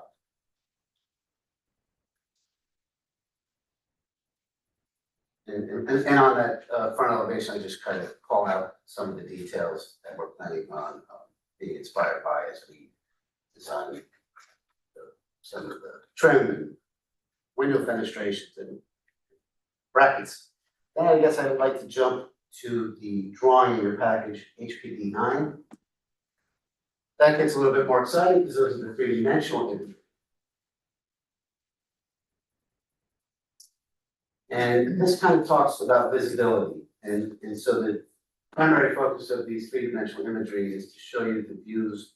If we look at the top left view, that's from Western Drive. And to me, that clearly indicates a lower roof line, massing and scale, setback, almost detached looking to a degree because of all the dimensional characters that I gave to the front facade. Take one image down, which is in the middle of the page. That's also from 62 Western. And I wanted to show that to show you that although it's a garage and it's attached, it doesn't look like a garage. Like an additional living space. And Danny, for the record, we're looking at sheet HPD 9 of your plans? Yes. Thank you.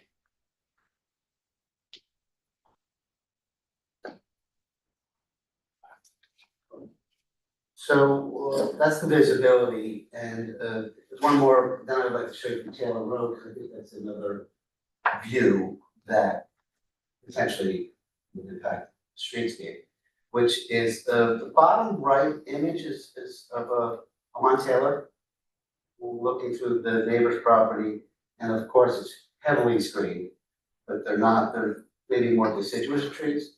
Our landscape plan will show us that we're going to be planting 10-foot tall hollies in that area.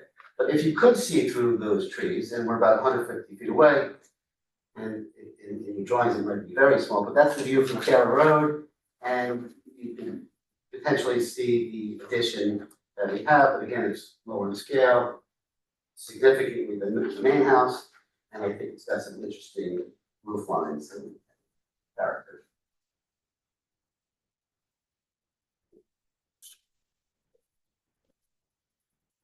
And Stephen will discuss more of the historic development pattern that exists, and the additions, visibility from the public, right away, in great detail.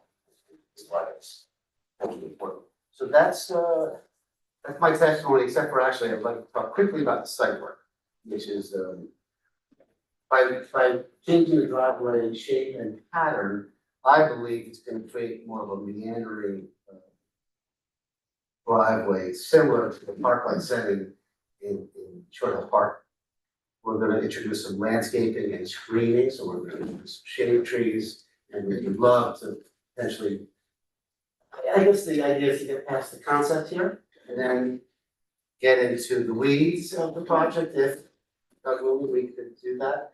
So I guess I wanted to maybe reserve the right to say again, let's get past maybe the concept, and then if it's a condition of approval, then we could maybe open up additional items of interest like lighting and landscaping and certain materials. We're open for that. We're kind of excited to maybe one day get to that journey.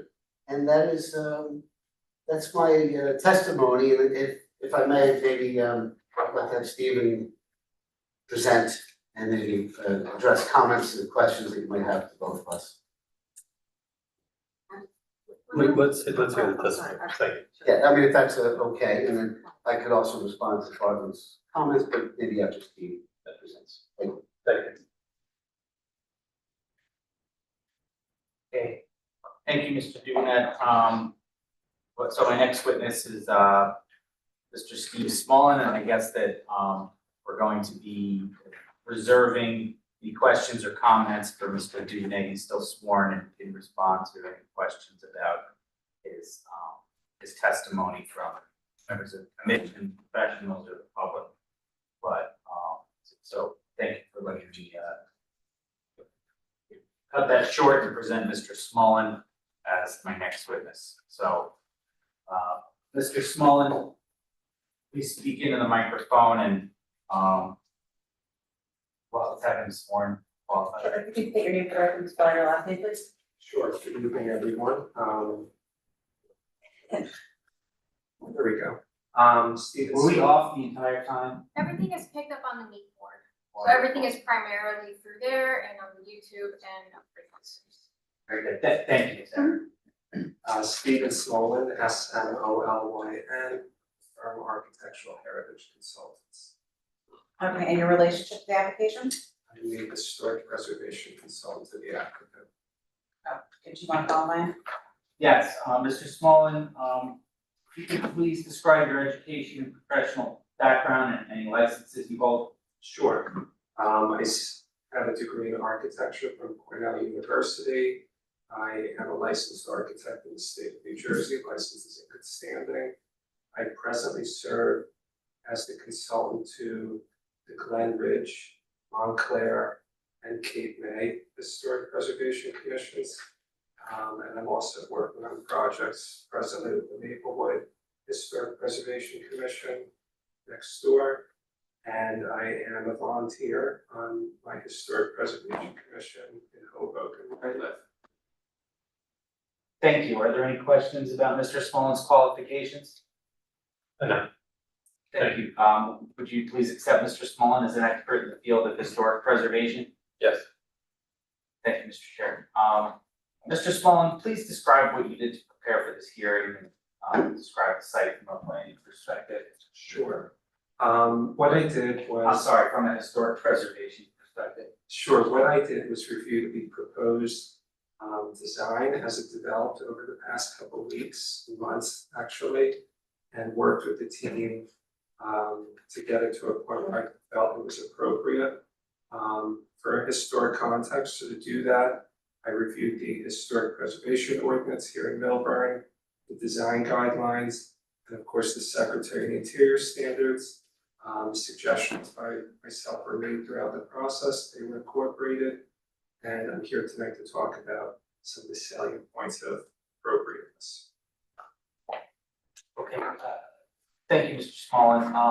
If you could please, pointing to Mr. Dumanet's plans as necessary, describe the existing conditions, the surrounding area, and the proposed development. Certainly. So I have 5 boards with me tonight. Submitted previously? They are derived from my report submitted previously. All the visuals are there. Because they're organized perhaps differently or laid out differently, maybe we should mark them as exhibits to be safe. I can submit hard copies if people need this closer. That might be easier for everyone. Okay.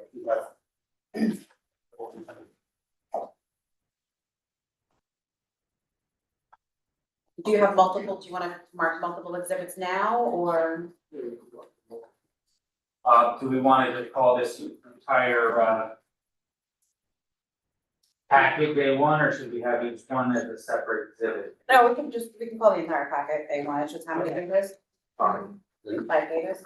A1 is a 5-page packet of exhibits prepared by Mr. Smolin. First page says historical overview, second page period of significance, third page development pattern, fourth page visibility, and the fifth and final page says appropriate. We'll mark that as A1.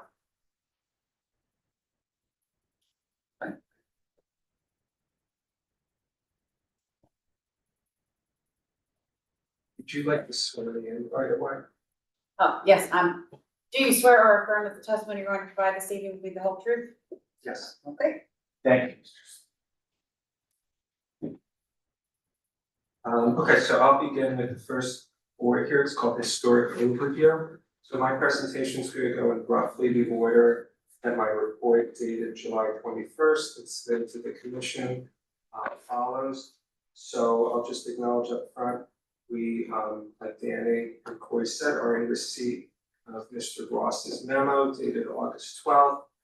We've reviewed that, and I just want to highlight a couple areas where I think we're in complete agreement right now. that 62 Western Drive is an important contributing historic resource to the Short Hills Park Historic District. The southeast side of the house is the appropriate location for an addition. And that the historic main block following that addition, the historic main block must remain the visually dominant feature as part of the composition. Some points that I think we'll talk about tonight and hopefully can get on the same page about include the three Secretary of the Interior standards. So first would be standard 4 related to whether the garage constructed in the year 2000 has acquired historic significance. Standard 9 about the addition remaining compatible yet subordinate. And standard 10 whether the addition is sufficiently reversible. My testimony will cover all 3 of those points.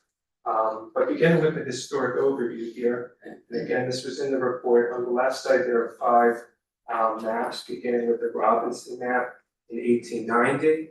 This is the first appearance of Hartshorn House, number 25. It was constructed in circa 1884. It's a sort of combination of a Queen Anne style with some shingle influences.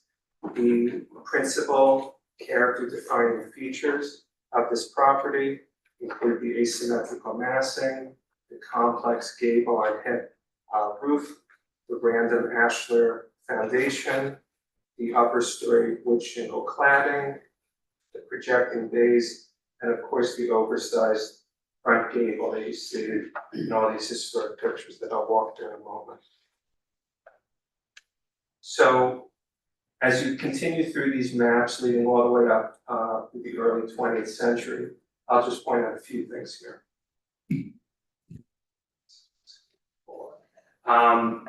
So here in the 1906 map, you start to see adjacent infill property along Western Drive. It's extended all the way down here at that point.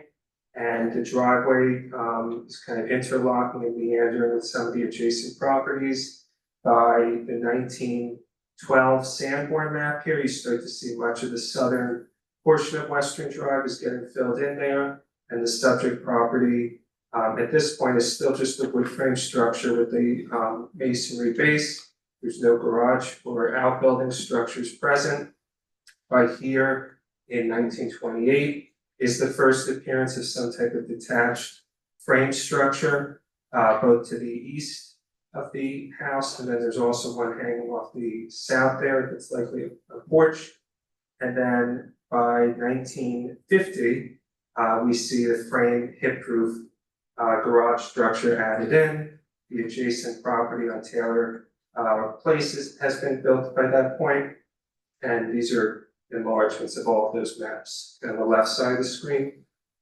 So with the historic photos here, there's 3 very early pictures that I believe are from around 1890 to maybe 1910. We're showing different points of the house which have been altered since it was originally built in 1884. Photo 1 here is showing the house from the north east corner. And that would be displaying how there's no dormers on the backside. There's certainly no garage pictured in the background there. Photo number 2, here's the north corner of the house. This is prior to the demolition of this covered porch here that was at the southeast corner of the property, and that was demolished, I believe, in the early 1900s. Photo 3 here is from the rear, almost like you're coming up from Taylor Place, and that is showing a lot of porch addition or porch wings that are no longer present on the property.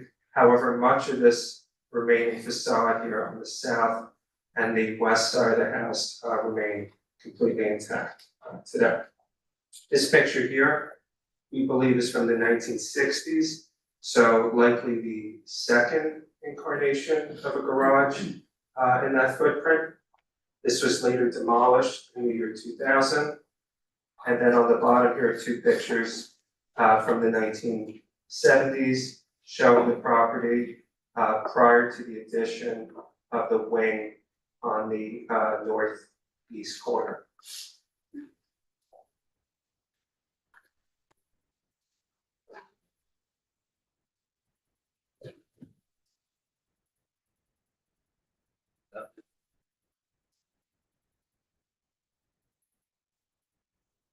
So this next point is titled Period of Significance.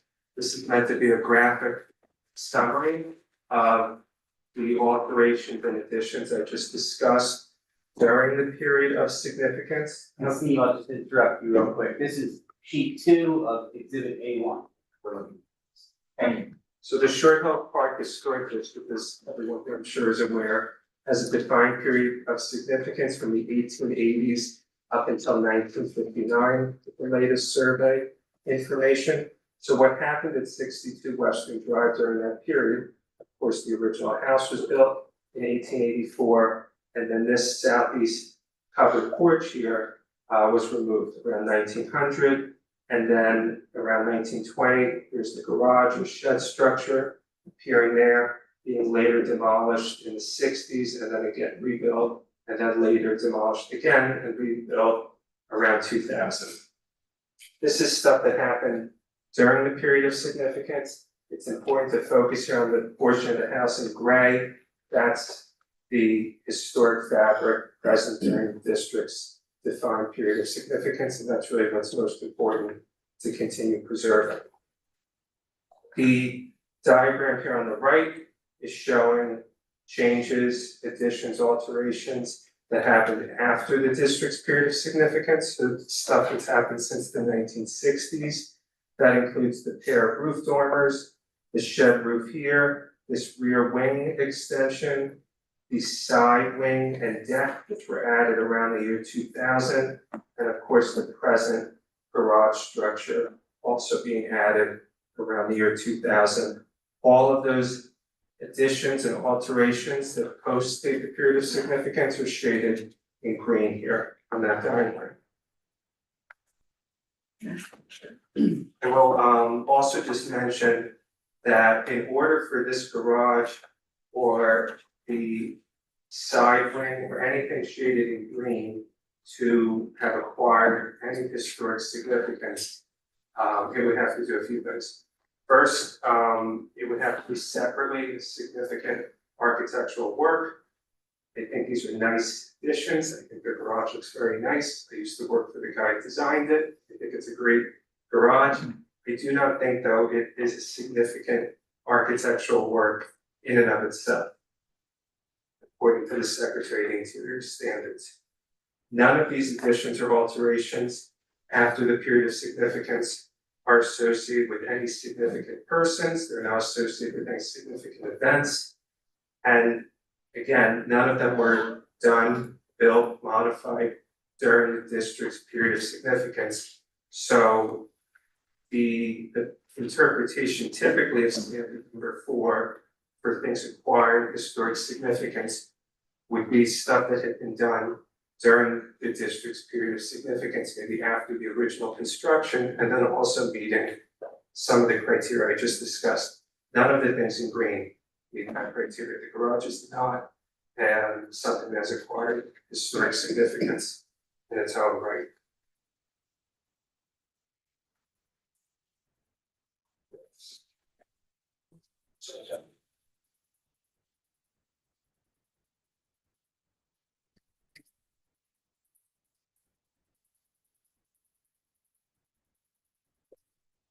Development pattern. Yes.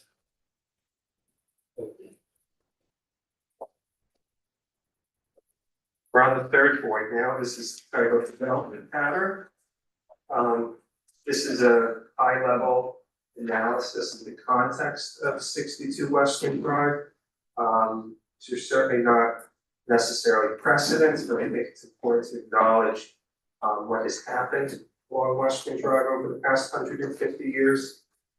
This was some high-level comparative mapping. You can see that almost every property on the block has experienced some type of addition, demolition, alteration, or a combination of all three.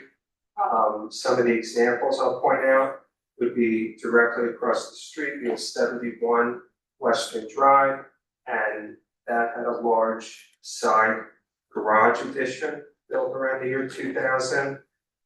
54 Western Drive was altered in the 90s. Everything represented in green here is something that was added to the footprint of the original house following its original construction. What's depicted in red, of course, is demolitions, losses to historic fabric since it was originally built. These examples, of course, were all built at different times. Things were altered under different conditions. So this is not automatically establishing appropriateness at 62 Western Drive. But I do think it demonstrates that this block of Western Drive has evolved incrementally over time. If you drive down it today, you walk down it today, and it certainly can be understood as a part of the historic district. It's right in the middle of the historic district. I don't think anyone necessarily was caught completely off guard by any of these latter alterations or additions, because the district in this part of Western Drive has evolved organically over the past 150 years. So the next board I'll pull up is titled Visibility.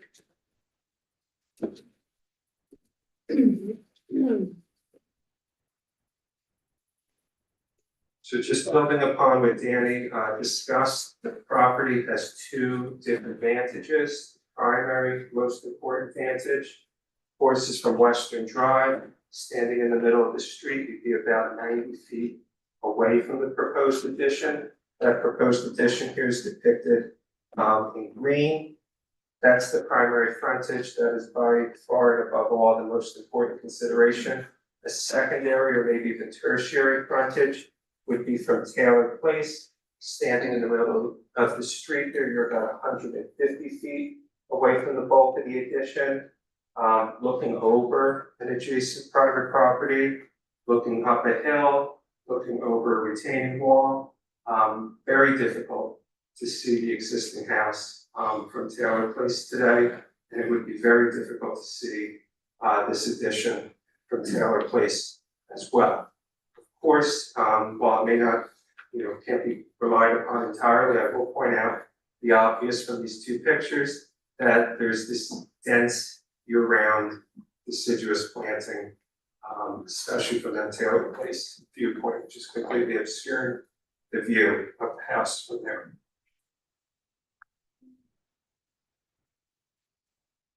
Then my last point there.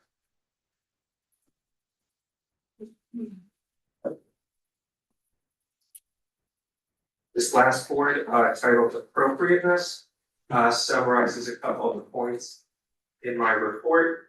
And these are, I think, the considerations that the HPC should make in reaching a determination tonight on appropriateness and ultimately granting a certificate of appropriateness for the proposed application. The first major consideration is siting. Again, this is something I think we're in agreement with your consultant on. The southeast side of this property is the most appropriate frontage for an addition. That's where all the non-historic additions are today. It's where there's a large side yard setback. And the addition is placed, of course, up against those non-historic side wings and features. As Danny mentioned, it's connected with a recessed hyphen or connector. That connector itself is recessed about 15 feet behind the primary facade. And then what's being built on the second floor above that is recessed even further, 3 or 4 feet further back, which is hopefully making that certainly not read as maybe a single-story connector, but not a massive 2-story connector. I think there's an attention to detail to make the second story portion of that receipt. That by itself, I think, gets at the argument of the addition preserving the legibility of the original main block. It's the most important prominent feature in the composition with the addition accounted for. The second consideration here is historic fabric. And the important thing here is that the primary historic facade is remaining intact as part of this project. I would wager that 99% of the historic facade that you can see from Western Drive is not being disturbed. As Danny mentioned, the connector is raising a tiny portion on the east side of the house. The east facing windows are being preserved. And the only historic material that would be removed is probably a dozen shingles in the second story to allow for that connection there. Let me just make sure I hit all those points. Yes. The third consideration is massing and scale. The proposed addition, it's a lateral side addition. It does result in a wider composition when you look at the property from Western Drive. However, if you have an elevation of the building, maybe from your presentation, yeah. I don't, let me pass.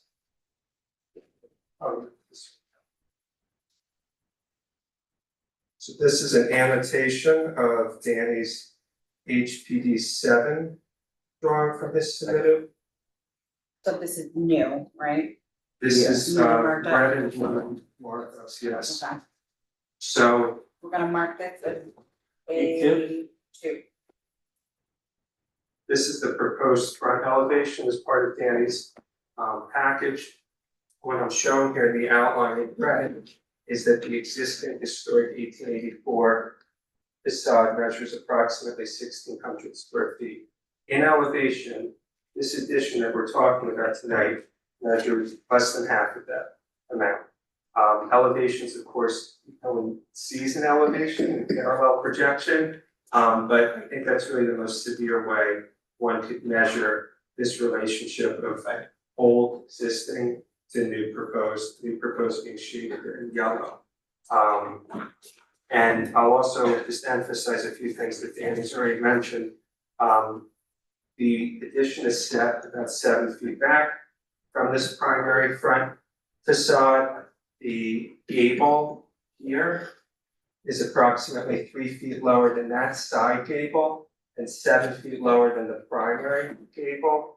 I cannot tell you how many times I'm sitting on an HPC and we're talking about addition that is both taller and further forward than the existing historic house. That's not at all what's happening here. So what this means in totality is that the historic house again remains the primary focal point of the composition, with the addition recessed proceeding into the background and certainly a secondary feature.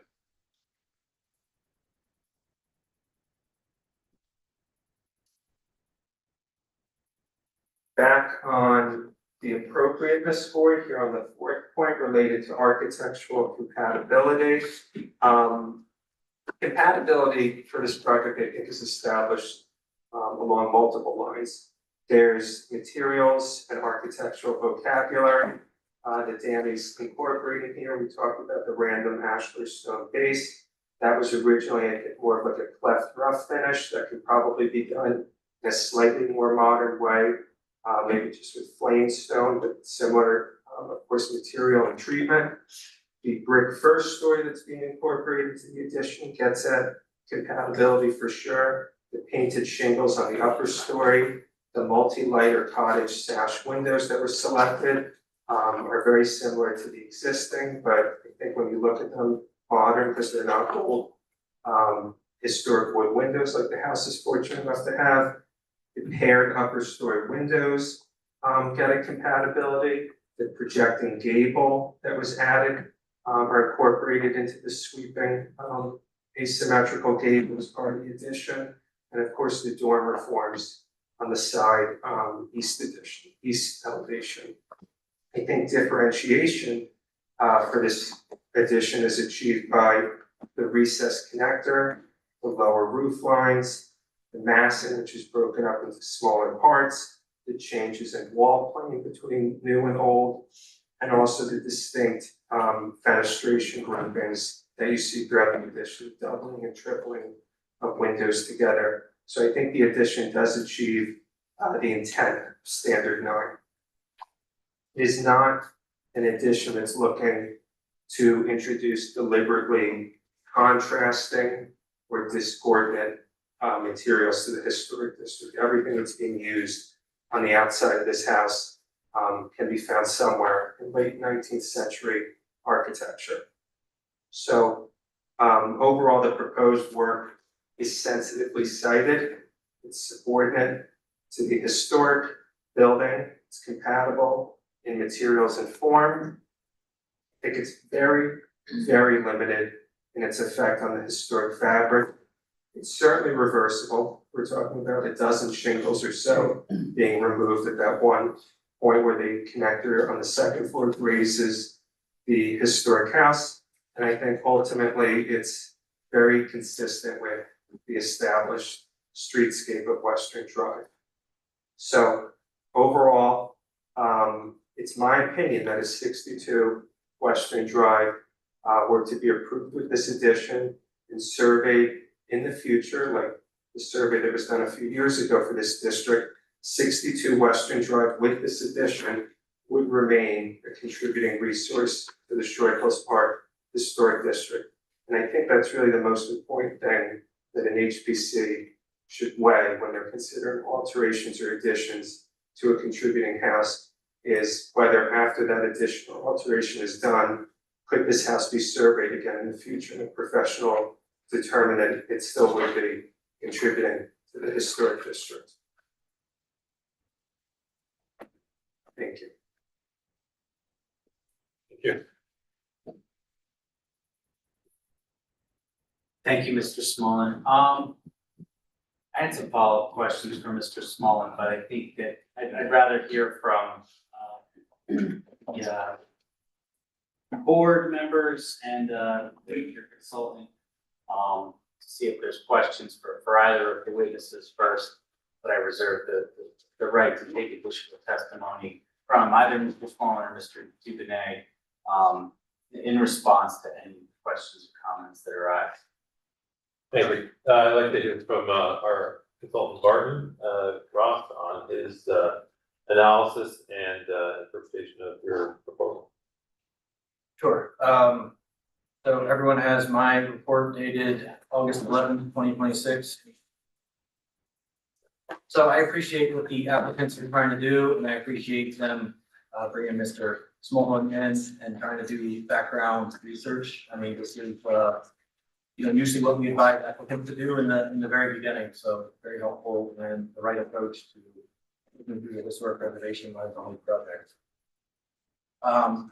In our report, I mean, starting on page 9, our findings and recommendations, I mean, we don't recommend approval at this time, but obviously there's some reasons for that I just want to go through. And, I think they're on track to, with more revisions possibly be able to get this in line with what our standards and guidelines would be. So, we all know this is a very important contributing house in the historic district. Mr. Smolin just went over some of the Secretary of Interior standards that we usually try to apply to these type of projects.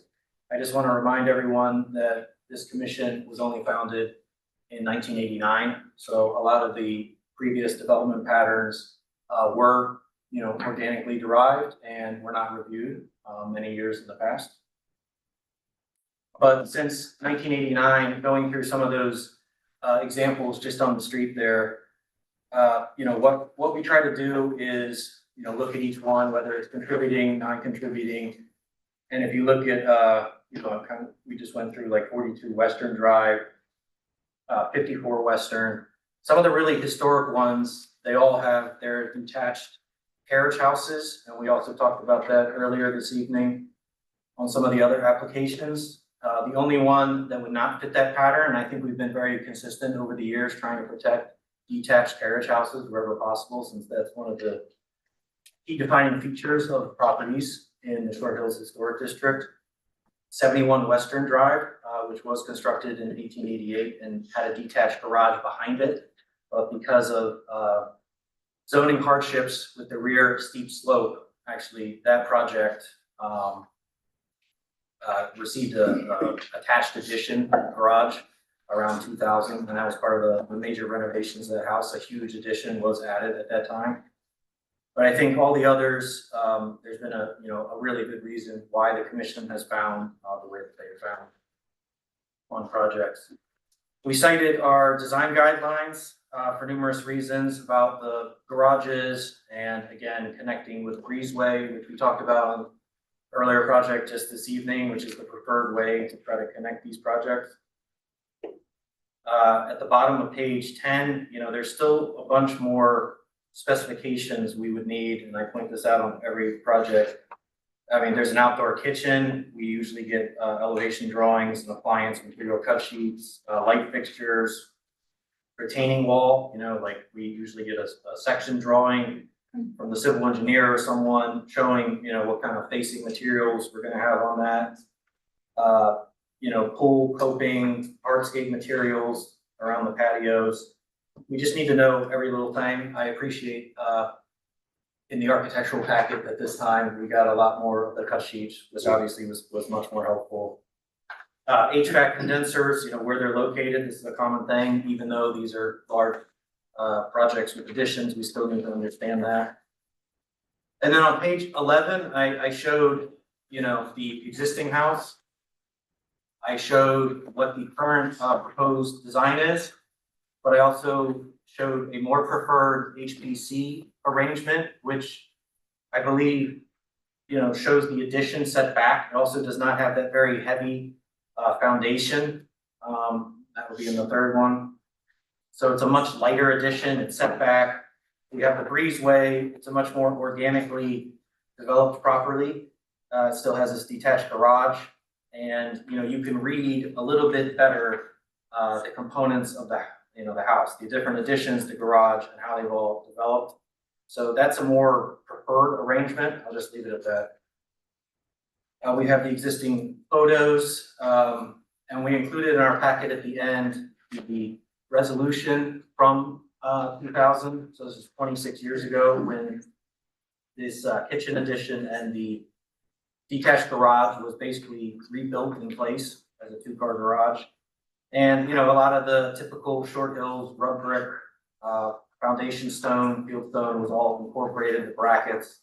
It was very nicely done. And, I don't disagree that this does not have historic significance on its own, but, keep in mind that this commission spent a lot of time and effort at the time to try to get those components designed just the right way so they fit within the massing and architectural compatibility of this house. And then on page 13, we just showed some existing floor plan. We all understand there's a lot of zoning issues going on here, and we're trying to work with the applicants to figure out the right way to do this so that they get everything they want. But this board is not the zoning board, so we worry about aesthetics and how it's going to fit within the historic district. And I think that's our main mission, not whether, what's going to trigger a variance and how do we get around that. So I appreciate if you say that this doesn't require any variances, but that's honestly not exactly this board's mission when we review these projects. And so at the bottom, we have, again, proposed breezeway addition to a non-conforming garage that's very close to the property line. And then on page 14, I tried to just give an idea with a quick sketch. I still think there's a way to fit within zoning, to the best we can and still get a detached garage that remains. So we still have that definition of how the siting is on these properties, but still have an attached garage. If that's something you really need. And actually, I took a tour of a 1906 house earlier today in the Short Hills Historic District where they did add an attached garage, but they also retained their detached garage as well. So they still have both components. And I understand it's a convenience thing in 2026 that we want to have attached garages, but again, this board's mission is also trying to protect detached carriage houses and garages, even when they're rebuilt in a sensitive manner to the architecture. I like what you're trying to do with the railing. I think we just need to detail it a little bit better, but I appreciate that you're on the right track with that. And then fences on the last page of my report, page 15, fences is just really proliferated in the district, as everybody knows. And I think we just try to hold fences to a higher standard, especially when they're very visible. And we just went through all that with a couple of the applications, with all the landscaping. And so I think there's just a better way to try to do that, to mitigate the fence's effect, especially when, in this case, it's gonna be right on the street edge, very visible. So those are our comments. And then we also included just some of the actual design guidelines, quotes that we actually used in the presentation. So, thank you. Thank you. Mr. Ross, I have a few questions as a follow-up to your testimony. You mentioned 71 Western Drive, which had a detached garage, which appears to have been demolished. You know, you mentioned zoning hardships. Do you have any more details on what zoning hardships or steep slopes that you mentioned led to the demolition of that garage? I do not. I only have the notations, so we would have to actually go pull the physical record of storage if you wanted to know more about it. But wouldn't you agree that the detached garage that's existing at our site is, it has zoning hardships, that it's not a conforming structure, that it violates setbacks? I do, but I also think that that's what makes historic districts and Short Hills interesting, is that we have a lot of those non-conforming issues at play. You mentioned in your report that that the garage existed. I think we're all in agreement that a garage existed and that it was demolished and rebuilt. How does a garage built in 2000 acquire historic significance, become a contributor? So that piece was rebuilt under the guidance of this board. I don't disagree that it's not gotten to be 50 years old, which is the National Register criteria of age for a historic structure. However, I think, you know, sitting through all these meetings, and these are all volunteers, I think that that's significant to them, the time and effort that we put into working on those designs to try to get them to be compatible with the historic district and with this property. Okay, thank you. Other questions? I have no further Okay. questions for Mr. Ross. Are there any questions from anyone? Well, then I'll turn it over to my Yeah. fellow commissioners. So start down at the end. Gary, do you have any comments or questions? No, look, I'm a little bit concerned about, I think Danny, you've done a good job trying to minimize the massing of the addition. I felt like the addition belonged in the back. I voted for the last proposal. I thought that was a better alternative. And so I'm a little bit concerned now about how this will look. I know it's 90 feet away from the street, but it's extremely visible. It may not be visible from Forest Drive, but it will be visible from Western. And so I think when I look at the alternative proposals that Martin indicated in his report, I think some of those are better alternatives. And, you know, I'd still like to go back to the proposal where the addition is in the back, but I think there are some good suggestions that Martin has made, and I prefer to see those. And I would just note, Council, you did say at the outset that this application was denied because of non-compliance with zoning requirements. And I may have that wrong, and you can correct me, but that's what I heard. That was my understanding. I won't speak for any other board member, and I voted for it, and I'm the only member of this commission who's on the zoning board, and I voted for it. And if you look at the resolution that was adopted tonight, or the memorialization that was adopted tonight, doesn't say anything about zoning requirements, so I think that should just be made clear for the record. I have not seen, thank you, I have not seen the resolution of denial that was approved this evening. I'm basing this on, you know, the video of the hearing, which we all watched, and there was mention of a concern about the amount of variance, relief being sought. And look, you know, it's obviously, it would be more efficient for us to present a conforming application, so then we have just one stop, we can go before historic preservation, and we don't then have to seek relief from the zoning board of adjustment that we may not receive. I know we have one of the neighbors who abuts in the rear, who's in the crowd this evening, who you know, and I don't wanna speak for her in any way, but you know, the fact that, you know, a rear yard setback request from the zoning board of adjustment, you know, you're a member of the zoning board of adjustment, you don't speak for the whole board,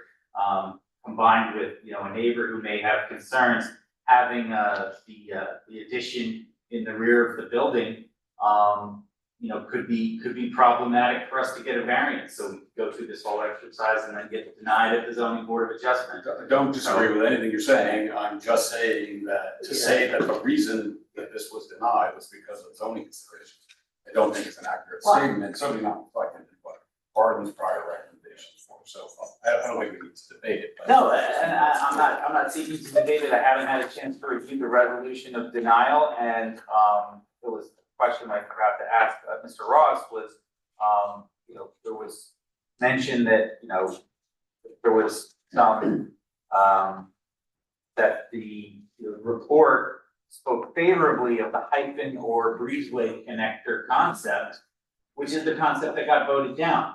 So I guess we were stuck between a rock and a hard place. We proposed a concept that had a connector to the detached garage. It was denied. We came back to the board with something that got rid of that, but also got rid of the garage and put all the massing adjacent to the building. And you know, we're at a loss, and I can let Danny speak to the specifics of the different alternatives you looked at to try to make this work. Yeah, it's kind of, I mean, I think we all remember it was kind of recently, we worked hard to get the program in the rear.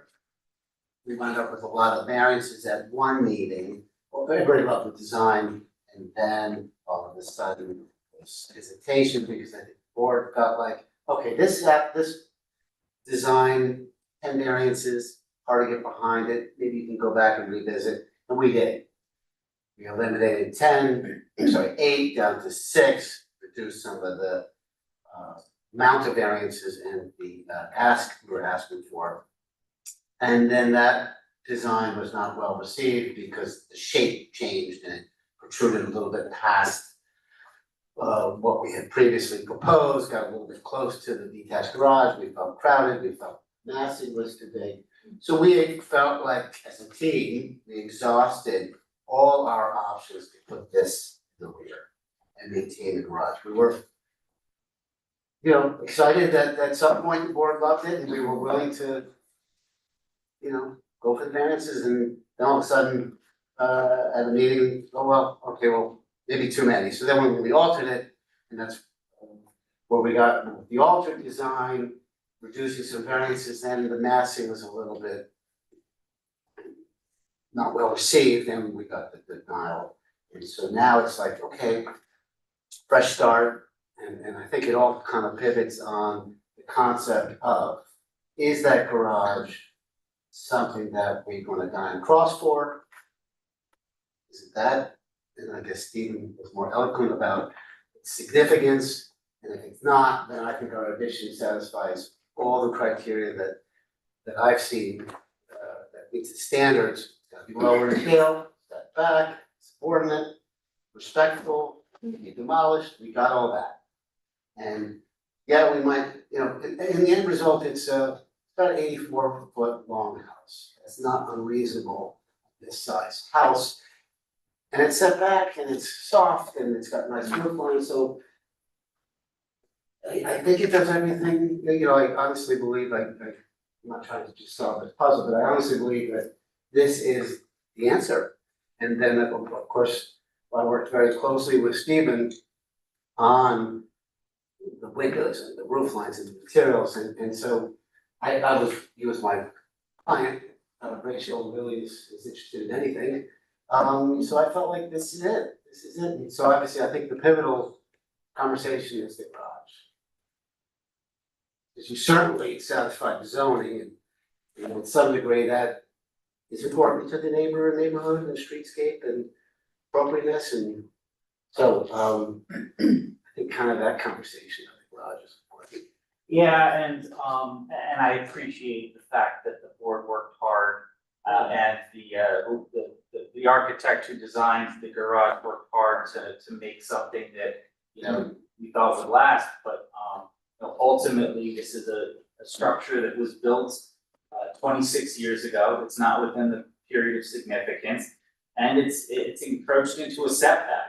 And for us to connect the house to the garage, you know, we're creating a monster. We're creating something that's gonna force us to an appearance before the zoning board of adjustment that, you know, might be a route we may not wanna take.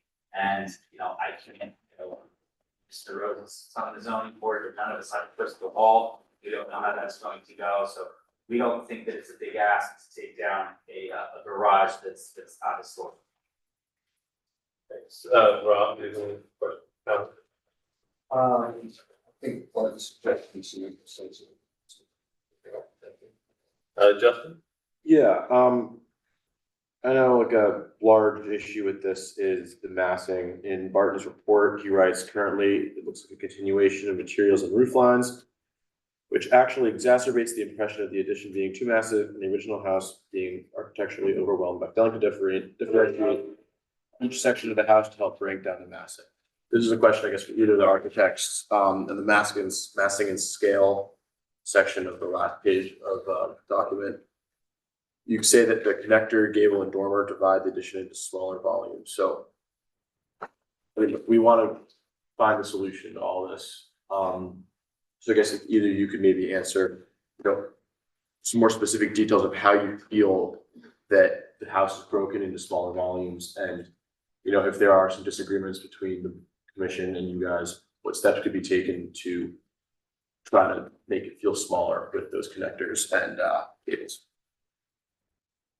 I had a dime for every time I wrote a report that the addition is overwhelming the historic building. It comes up quite a bit in Historic Preservation Commission reviews. And like I said, when we're talking about an addition overwhelming or looming over the historic building, belittling the historic building, it's typically an addition that's closer to the primary vantage point, higher, taller in height than the existing, wider than the existing building, which is in general more massive.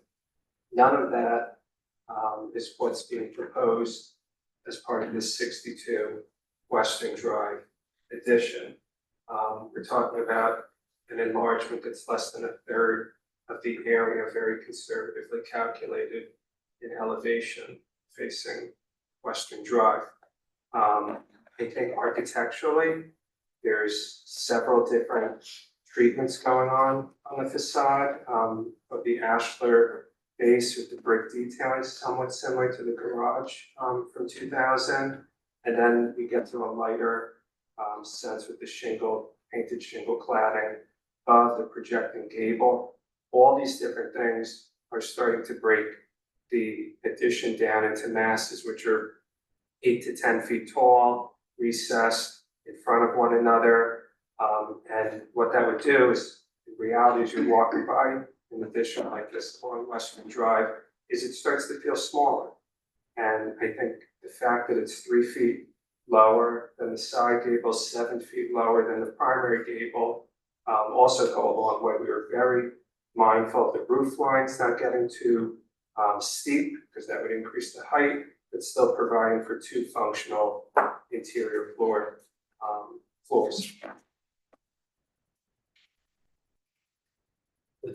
And is that sufficient or? Yeah, no, I wanted to understand more of your reasoning and rationale, so, you know, you better make a decision. All right, thank you, Justin. Christine? I'm sort of leaning, you know, this is, to me, it's watching this whole thing unfold, is such a hard, it's a hard, ask. And I understand, you know, the massing, you know, I preferred the house the other way that you guys designed personally with all the variances, that just, you know, I agree with Gary on that. I felt that it, you know, lent itself, and I thought, you know, there's a couple of mini tweaks that had to go on with that part with the pool, but, you know, and then you obviously have to deal with all the drainage stuff and the spec sheets that, Martin had asked for. So I prefer that, but I know that you've gone back and forth, so I'm sort of struggling with making a decision on this because, you know, the massing for me, like, there's just one thing that's like slightly bothering me. It's the angle of the roof line, over the garage, you know, the front facing gable. It's like a half a gable, like, you know, it's like longer on one side. I don't know what you would call that architecturally. It just looks very severe. Yeah. And so that's very distracting for me on the massing, Yeah, but I don't know if it's fixable, so I'm sort of, I'm really on the fence on this, Yeah, you but know, I would so I like see to both say sides of it. again, that that portion of the journey is like, oh my God, let us talk. I would love to try different things and show you different things, and but we never be able to get past the concept. Right, yeah. And so it's like, I was dying to get to that. Yeah. We haven't been able to get to that because we couldn't get past like doing. And well, just a quick conversation about that sweeping roof. I actually was inspired by original, if we go back to the original photographs of 1884, on the side of the house was this sweeping, you know, this Okay. sweeping line. Oh, thank you. Yes, that's what my info did for that sweeping line, and if it softens it, it you know, if I stop the gutter line at the second floor and come down, and it really feels like a second story, so. I see what you mean. Yeah. With the right landscaping, with, if we with the right landscaping, which just. It's. The house looked like it was, chopped off, but I wasn't sure which was the front of the house, maybe originally. I think it's like a great framework for what existed. And then luckily, you know, with all this pushing and pulling, we've got an interior that works for everybody, so. Actually, I have to say, I sort of agree with that comment or question, I don't know if it's ultimately coming out. Right. Because what I think it does, I mean, I like the look of it. Yes. I really do, but what I'm concerned about is it sort of almost looks like a continuation of the top of the roof to me. And it's hard to visualize this, you know, these drawings away from me, but. Yes. And I wonder if there's just some other way to do it that would sort of emphasize the separateness. Oh my God, there's so many fun things we could do, like Martin was saying, the connector. Yeah. What I'd love to do is color and really detach it visually, yeah. But again, I think conceptually, we just never seem to get past the concept, and I think tonight, if at all possible, and we talk about it's okay to lose that garage, it really doesn't, you know, Steve says much better, but it really doesn't do anything for some property in the streetscape, and then you wind up with like 2 SUVs in the driveway. So I think that's another conversation, but I think the alternative to this is so much better. More questions for us, but we close. Anything else? I just wanna, I mean, you showed the pool, but where are you, can you just talk about it? Yes, I Because would you like to don't show have the it in site your- plan, I think would be the best. Okay, you just don't have them in the renderings, that's why I just like that. So I think that actually, for patient neighbor, was on Taylor. Previously the, pool was located in the rear yard, Right. closer to, the neighbor on Taylor. Now the pool is behind the house located in the rear yard, so. Not necessarily a function for you, but it's better for you, but also just happens to be a good spot for us. Pool, and then we can screen it, so that's where the pool's located. Previously it was here. In deference to the neighbor, I would like to invite her to speak before I take my comment. Okay? Okay. Probably finish here and then. Okay, all right, sorry, I was realizing what time it is. Well, I think the crux of this conversation is whether or not this garage is here or not. And I think you've heard from our consultant that carriage houses, however they're built, are retained in the Short Hills Park Historic District. So it is hard for us to see the garage that was painstakingly, restored and rebuilt after being demolished and remaining in place, now seeing that proposed to be torn down. I realize it's not 50 years in age, but the way it was constructed was done in a way to retain the place where there was a garage since the 1920s. And losing that would change the landscape of this property. And it's not a original element, but it is an element to the landscape of 62 Western. So I think that's the first question that we have here. Stephen, I don't know if you have some Yeah, maybe thoughts on that. maybe I can touch on that again. The concept of something built in the year 2000, acquired historic significance here by the year 2026 is somewhat preposterous. It's the bar for a building less than 50 years old to be designated according to the National Register of Historic Places, is incredibly high, incredibly high. We're talking like, there has to be a very important person, important event, deeply associated with that property. The surveying research done, it has to be architecturally distinct, it has to retain all of its integrity. This garage from 2000 does not do any of that. I visited it inside and out.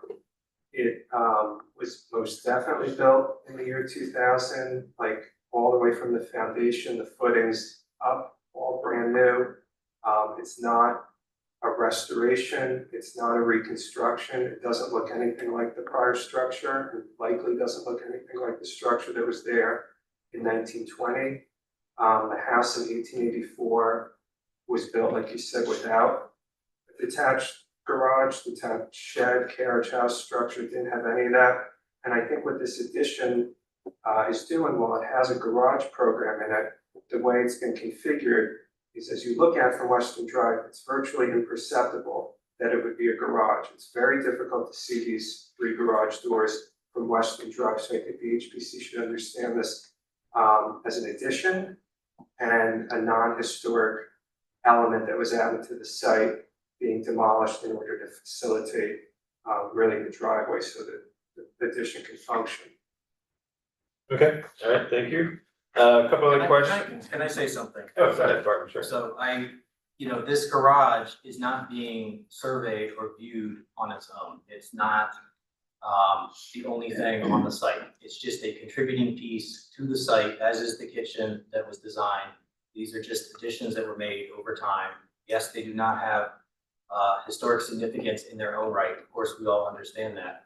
But, you can go through my report and other examples that I cited that, this commission's mission is to try to preserve the development patterns in the Short Hills Park Historic District, which is locally, state, and nationally recognized. We try to preserve all exterior outbuildings and other detached garages, detached carriage houses wherever possible. And as I told you earlier today, I went to a house where they actually were able to retain both. So they have an attached garage and a detached garage. But trying to, say that we're going to take down a detached garage just to put an attached garage on a house just because of convenience or because we want to do away with zoning setbacks, I do not believe fits within the standards, the design guidelines, or the ordinance criteria that this commission is under to review. And I think you'd be doing a real disservice to the district you know, if this was a brand new house and this was their design, great, great design for a brand new house. It is not a brand new house. It's a house from the 1880s. It's one of the most historic homes in the entire district. And I'll leave it at that. And I guess the other question is why in 2000 was it rebuilt? I mean, you know, why was it not demolished? It was rebuilt for a reason, to retain its position on this property. Certainly.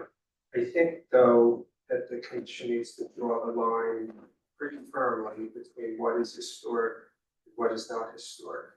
You have a survey that was done fairly recently on the Short Hills Park Historic District, I think in 2020. And that defined the period of significance, as I mentioned, from the 1880s up until 1959. 1959 is that line between things that should be considered historic, worthy of preservation, extra scrutiny when alterations are being done to them, and things from 1960 to today, later alterations, later additions. These are inherently non-contributing, non-historic features. The garage is very nice. It has a lot of great detailing that looks like the building, and I think it can confuse a lot of people into thinking that it's historic. I think a lot of people might walk by and see that garage and think it might be from the early 1900s. It's definitely not. I'm 100% sure of that. And I'll also just mention the property has been surveyed 3 or 4 times over the past couple of decades, and I don't think there's any mention of this garage structure in all those surveys, including the most recent one. Yeah, I don't have a form. Yeah. All right, well, thank you for that. Are there any structures in your, the alterations you've done after 1959 that it would be appropriate for a historic preservation commission to say should not be altered? If it rises to the level of historic significance as displayed by having an association with an important person, important event, being architecturally, you know, very notable, exemplary, and documented, you know, by a professional to that extent. That is not the case for this garage. So that's, and I'm not disagreeing with you, but that's your criteria for when it would be appropriate for a board to say, a commission to say that structure can't be torn down or changed. That's the National Register of Historic Places criteria for evaluating something that's less than 50 years old. And that's referenced in your ordinance. I think it's referenced in this report from yesterday. And that's how the industry looks at things that have happened since 1977, 1976. I would say Mr. Smolin is not wrong in that assessment.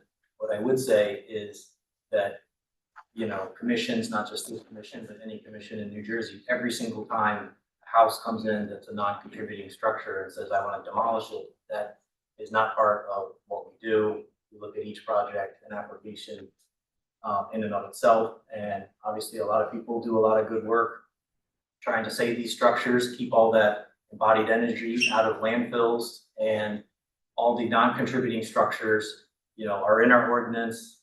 Most ordinances, how that we apply the compatibility for those in order to, you know, match with the design capabilities and architecture of the rest of the district. So, you know, I just, you know, I don't think that every non-contributing house, you know, deserves to be torn down.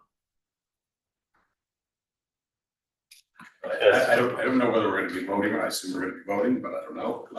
But I think you know, the garage is a very important issue, I think to all of us, but I'm not sure, I would say for myself, that the garage would be the issue as to whether or not the structure as proposed itself would be permissible.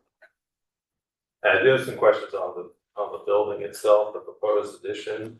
You provided a exhibit that stated the original building, the intact building is 1,600 square feet and its facade, and the addition is 800 square feet. Can you tell me what is the width of the house? Yes. And what is the width of the addition? The width of the width of the addition is 23 feet. The overall length of, from existing house to existing porch is 93. That's- Sorry, 73, so it's about 20%. What is the width of the house, of the habitable house? excluding the Not porch? including the porch? I'm sorry, not including the Not porch. including the porch, yeah. So from habitable area to that, well, your addition is actually touching, yeah. What is that width versus the addition width? Well, this is existing. Right? So do you want me to go from here to here? While I'm looking at the massing, trying to understand visually what I see, Yes. the existing versus what's proposed. So if you're taking the lower half or the upper half, I mean, I'd be interested to know what the second floor width is going to be compared to the second floor existing. Okay. Because you, and Mr. Smullen indicated it was a 1/3 increase, but it's actually a 50% increase. I mean, 800 to 1,600 square feet is what you provided. But I would like to know, because to me, it looks like a rather large addition is being added to this home. And that's what really gets to the scale of the addition, and is it appropriate? When you're talking about, you referenced the connection point, it's 15 feet behind. Yes. But in fact, it comes forward by 8 feet. The significant massing of that garage is actually only 7 feet set back from that house. Yes. And then the other thing is the way the material that you're using is matching what's there already. There is no differentiation with what you're proposing and what's there. We already talked about the roof line coming down, that just brings your eye right down the whole. It's not broken up, it's just one large mass that's stuck onto the side of this building. And I think that's what we've been talking about, in terms of push it to the back if you can. I would say if you can push it back 15 feet, that's better than the majority of it being 7 feet out. So these are my thoughts that I'm sitting here looking at this massing. I think that's why we're having such a problem looking at this approval to put so much on the left side of the house. I think we have to study the three-dimensional imagery. This is very deceiving. I will get you this number shortly. And I'm gonna say it's subjective. I see it as when a roof line makes its way down, it's very graceful and much more organic and connected to the ground and less boxy, and so we're doing this long. Yes, I've been practicing residential architecture and I'm very, very good at what I do, and I will tell you that that's a better alternative than stopping that gutter line and coming down and creating a one-story roof. Yeah, look at this, is very elegant. If you study it three-dimensional and you walk this property, there's not a person in the world who would be love of what we did. So I think the issue really hinges on the garage, and that's, I think, where we're stuck or not stuck, and we want to get unstuck, so I speak for myself, but I would love a vote. Yeah, thank you. 45 feet, 8 inches is the second floor, 20 feet, 6 inches is the second. Sorry, can you repeat that? Okay, the width of the second floor of this house, not including the porch, 45 feet, 8 inches. The second floor, you know, I'm gonna argue is 14 feet because the usable space is 14 feet. The gentle sloping roof line Yeah. is, it accommodates, so that's 20 feet. So from here to here is 20 feet, the room inside is 14, the overall width of the second floor is 43 feet, 8 inches. Yeah, just comparing it to the existing elevation HPD 6 Yes. to the proposed elevation HPD 7. And I'm looking at where that roof line on the second floor stops and what is being added there. That's what I'm considering your addition. So that's why you said it's what, 20? Okay, so add another 13 and a half, so let's say, That is what you're changing on the second floor. this right? peak here on the second floor, if we're gonna look at that, is 14 feet, and this is 13 and a half feet. that is set very, very far back, it is a very shallow roof. That's the part that's 7 feet back, right? Yes, this piece. So 7 feet is not 15 feet. Where No, it's connected to. it's set back 16.5 feet from the corner of here. This piece is 16.5 feet back from here, and again, That section. yeah, if we're And gonna then it comes analyze. forward. Yeah, I'm sorry? Then it comes forward, Yes. right? So, like I said, it's just what the eye is drawn to when you see an elevation, and I'm trying to get a sense for, I think the best thing is if we look at the 3D imagery, Is there a material difference that will cause like a change in like depth perception? Will you be able to it could look be, at I mean, it Will you very be able well to tell? could be discussed that, you know what, it's in a dark color, planted in black. I would love that, but, and typically additions would have differentiation in material on the first level, but you're using the same material across, right? I actually was playing some games with the stone and the brick.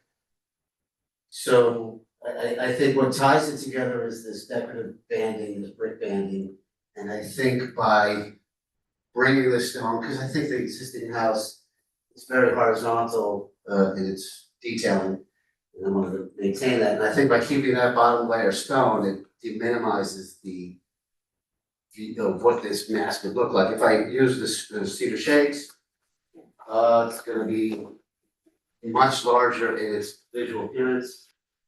So I think we, again, like I said, we'd like to get to that point where we could talk specifics about what we're seeing.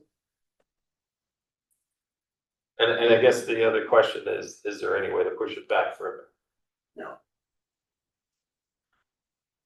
Because again, those were suggestions made by our consultant, so. Yeah. Okay, well, I've exhausted my questions. I'd like to open up to the public to offer their comments. Sorry for the time.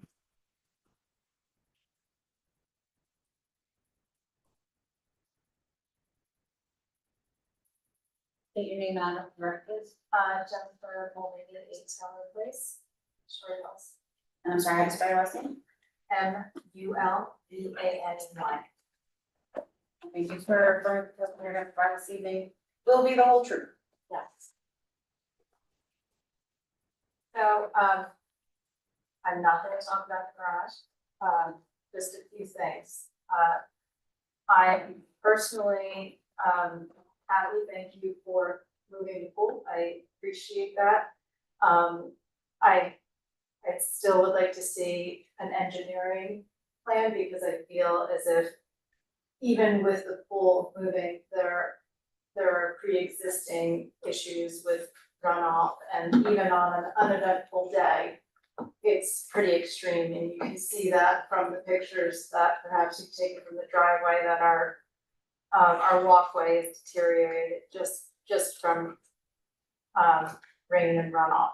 So we would also like to see a lighting plan, and I realize you've been going through iterations, but it's important to us because of the proximity to our houses. We're very close together. And with the pool, a hot tub, a kitchen, patio, potential walkway, there's a lot of lighting there, all kind of on top of each other, so we would really like to see that plan. In addition, the last thing is, there's no landscape plan that indicates appropriate screening. We've seen the fence, but we would like to see, I assume the fence would have to be set back a little bit for like a mulch bed to put the appropriate screening and landscaping in. It's really important because, again, the proximity to our house, to the street, to your house, as much as we've taken a picture in the height of the summer, it is not always that way, and we can clearly see your place set. You commented that you can see right into our house. We definitely need significant landscaping there, and all of the plantings that are there are everything that we have done. So on any given day, I can see their kids, their play set, and I love kids, but it's, Yes. it's all right there. Thank you. So, those are really the three things, the lighting plan, the appropriate screening, and engineering plan, because even with the pool moved, I don't know how that affects the neighbors behind us. Yes. So, Okay, well, definitely, if I may, engineering, for sure, as a result of doing the additions and site work will be done, so we'll manage our own water. And I would love to show you what we're planning to do with the screening. You want privacy for both, and lighting, I will show you, but the plan was very low level lighting, some wall sconces, like a 60-foot candle, 60-watt bulbs, incandescent, nothing, no floodlights in the back, but if we get further, I would like to show you our landscape lighting, but very low level lighting, and I appreciate your concerns. Thank you. Yes, and I did have a chance to speak with the neighbor before the start of the hearing, and, we will, agree to work with the neighbor on, landscaping and lighting as far as, stormwater management will comply with, your ordinance and the directives of, township engineer, ensuring that the stormwater, management is, in a better condition than it is currently. As a result of this project, should the commission move favorably on the application. Any other folks in the audience that want to comment? I just wanna, I'll violate my rules that I support, but I did find the survey form, for 62 Western, which is, completed only a few years back. Second paragraph reads, a 2-car garage faces the dwelling-based elevation. A single-story 2-bay structure rests upon a raised foundation of random ashlar, displays brick walls, and is covered by a slate gable roof. Its overall design appears contemporary to and complements that of the dwelling, for which it may have originally served as a carriage shed. As someone who actually surveyed this, architectural historian, and that's their view of that garage. So I won't say that it is this historic itself, but it is a complement to the landscape, which is I think what we're talking about in terms of retaining carriage sheds / garages in the Sherman Park Historic District. So. Thank you. And with that, it is up to us then to vote on this application, if you have nothing else to bring up. I just wanted to point out a few additional things. The first was Mr. Ross, your report referenced some design guidelines that we weren't able to locate. The design guidelines that were attached to your report, where can you be found? Are these, I didn't see them in your ordinance, and I just wanted to know where we could obtain a copy of. Those are the official Milburn design guidelines. Possibly what's online is what we started working on a few years ago, but I'm not sure it was ever codified. That was. Okay, and this is codified, the guidelines that were attached to your report? 1970s. Okay, and if I wanted to obtain a copy of this, where would I get it? I mean, I have a copy, but I guess you'd have to go to the township. Thank you. I just think that maybe as the board is rewriting its rules, and I don't know that this was already adopted tonight, maybe some consideration should be taken to an applicant to have some predictability here, that we could have copies of these guidelines during the application process. We didn't request them through an Open Public Records Act request because we didn't know they existed, and I'm not even sure that how that works, if it's not available online to the public, easily available, whether those guidelines control. Not that it's entirely critical to the application, to my knowledge, but it does seem suspect. So I just wanted to raise that as a point, and I guess the other, Can I just point out that I believe your architect has worked on many properties in this town, and he is more than aware of those guidelines. okay, well, we did also engage a historic preservation consultant. We didn't have copies of the guidelines, so we'll have to speak to Danny about that, whether he was holding out on us and had a copy, but just generally speaking, we, I personally wasn't aware, nor was our historic consultant, but no, I just wanted to raise that point for the record.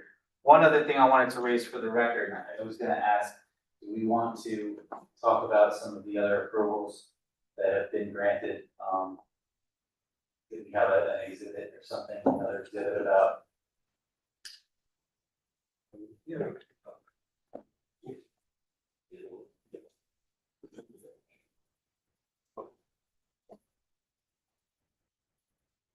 You need to take a break, I'm sorry. I'll do it. Just in terms of,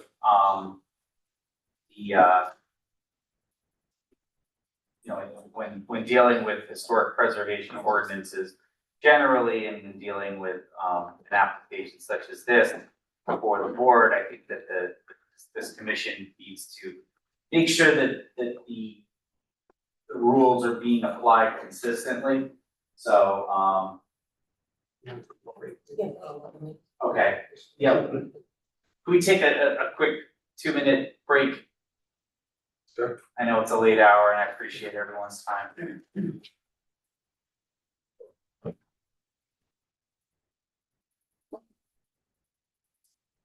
I think so. Oh, sorry. Well, at the beginning of the meeting, like, oh, I'm never getting a meeting back, blah, blah, blah. I know, it's- Usually we're stuck at like 4.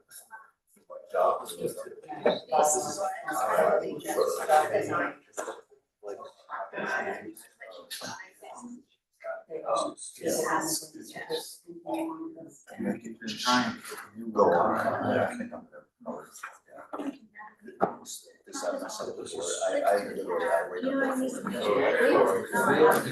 Still have to go at a 4. We still have a quorum. I mean, what's that? And I don't know why that draft, it's not you. That I can't. No, you're good. Yeah. We got like 75%. Yeah. But does that break the quorum? No, we have 4. Yeah.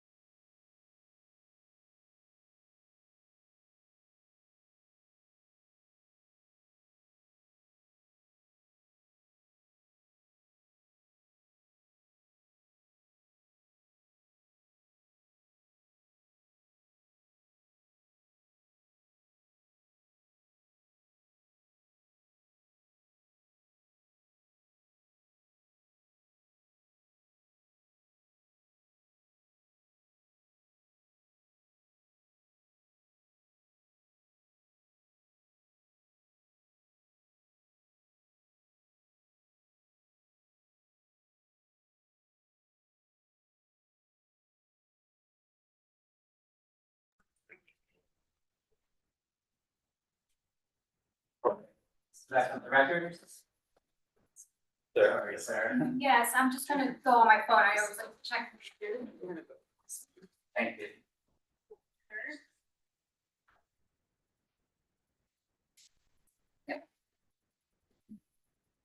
Walking back over here now. So thank you.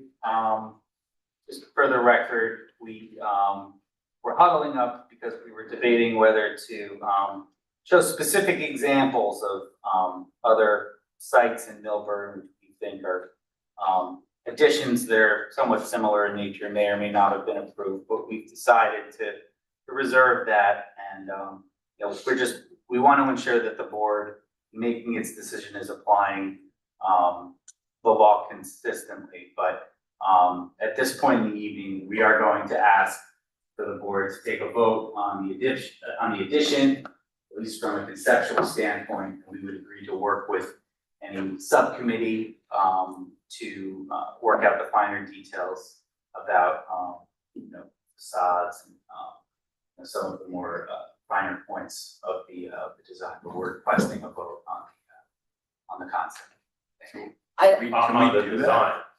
No, it's not, applications can't be decided piecemeal, like all of the design, and this has been discussed repeatedly before, all of the design features have to be presented, which is why one of the hearings was adjourned so that the commission could review the cut sheets. Because they were handed 16 pages worth of documentation that they didn't have time to review.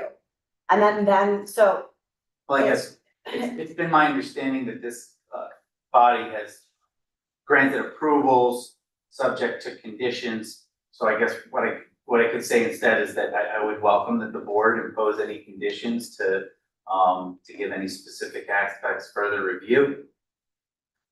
I mean, a lot of, and Barton, you can, somebody correct me if I'm wrong, but with the information that is outlined in the art consultant's report, that's missing, all of this itself would constitute a brand new application.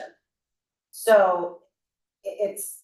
There's nothing missing. Now, maybe they don't like it or have some questions about it. We have the lighting, we have the patio, we have the fence, we have everything that is asked, that's in the spec sheets.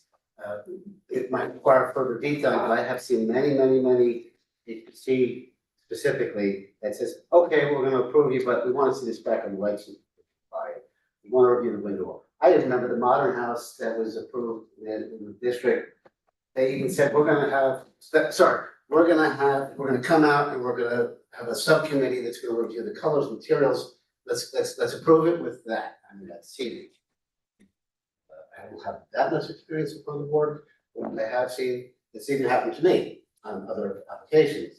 They approve you and say, we can further review the lighting spec, or the garage door spec. And I mean, that's what we're seeking. I think, You're asking for a vote on the plan as you presented it. There might be details to be worked out if we approve it.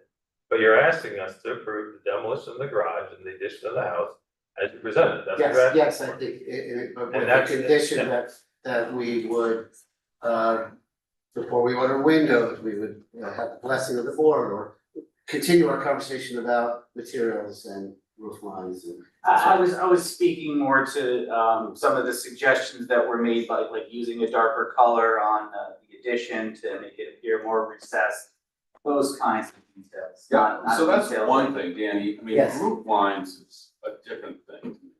Um, Okay, I don't like, it's one thing to say what Fair. shingle Fair. or the paint, but if you're talking about roof lines, Yes, that's how yeah. the house looks. yeah, Like, how the house looks in its concept with the sweeping roof lines, but.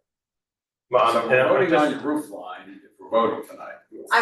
And are all of the material choices Yes. shown? Not necessarily, like, I can't provide testimony, so are all of the decisions for the materials and the types and what you want shown in these documents? Yes, they are. Okay, that's. Are you comfortable with that, Bart?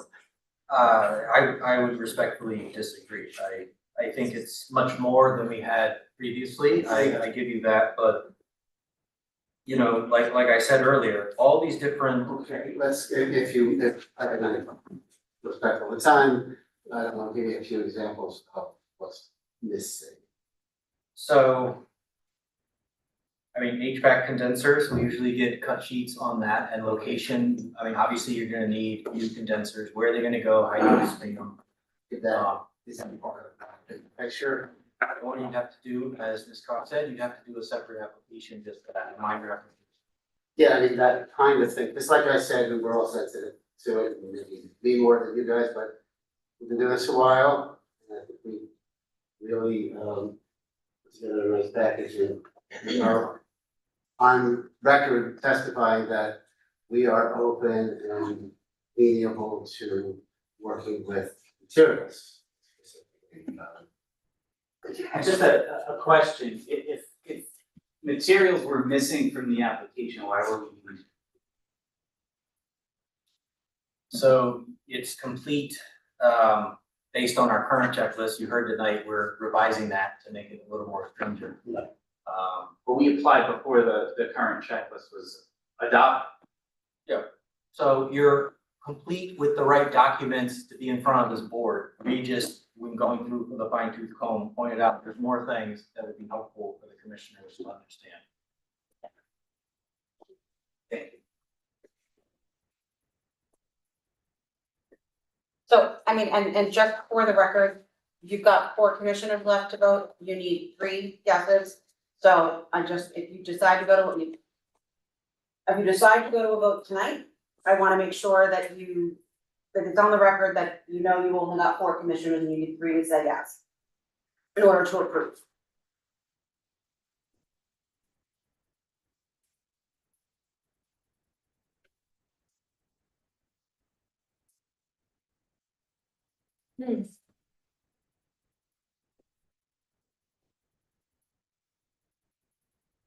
Okay, thank you for pointing out the additional information that the board is requesting. Sorry for the push and pull on this, but, go ahead. Sorry.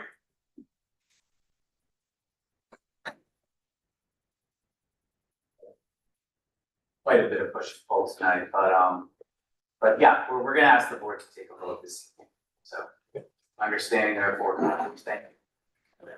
Thank you. Well, with that, do I have a motion to vote for this application? Motion to vote. And do I have a second on that? Second. All right, so the motion is to approve the application number, and I have it in front of me, number 649 for 62 Western Drive. This application as presented to the board and the submitted material and taking into account the testimony as relayed here tonight. That is what we're voting on. So Sarah, we get a roll call? Zachary Davis, No.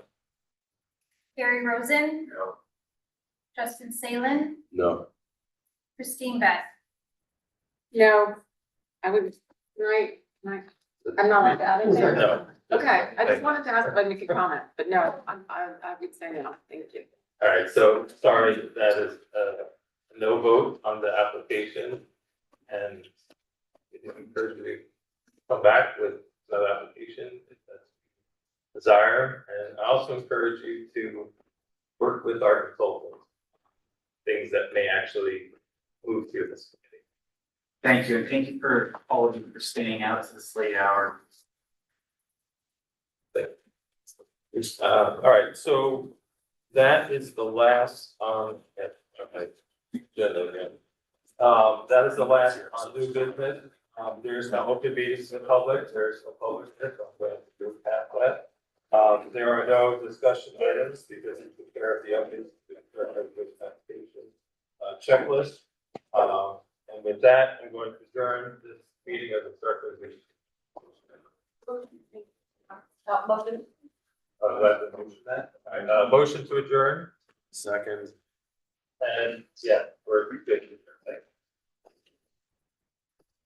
Yeah. You're welcome.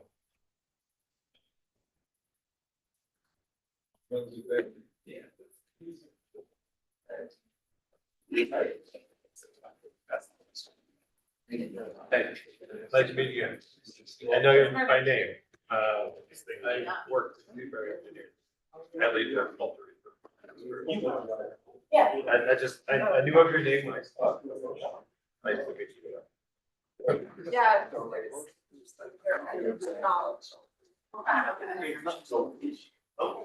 Like I said, you're. That one was- that one was- All right.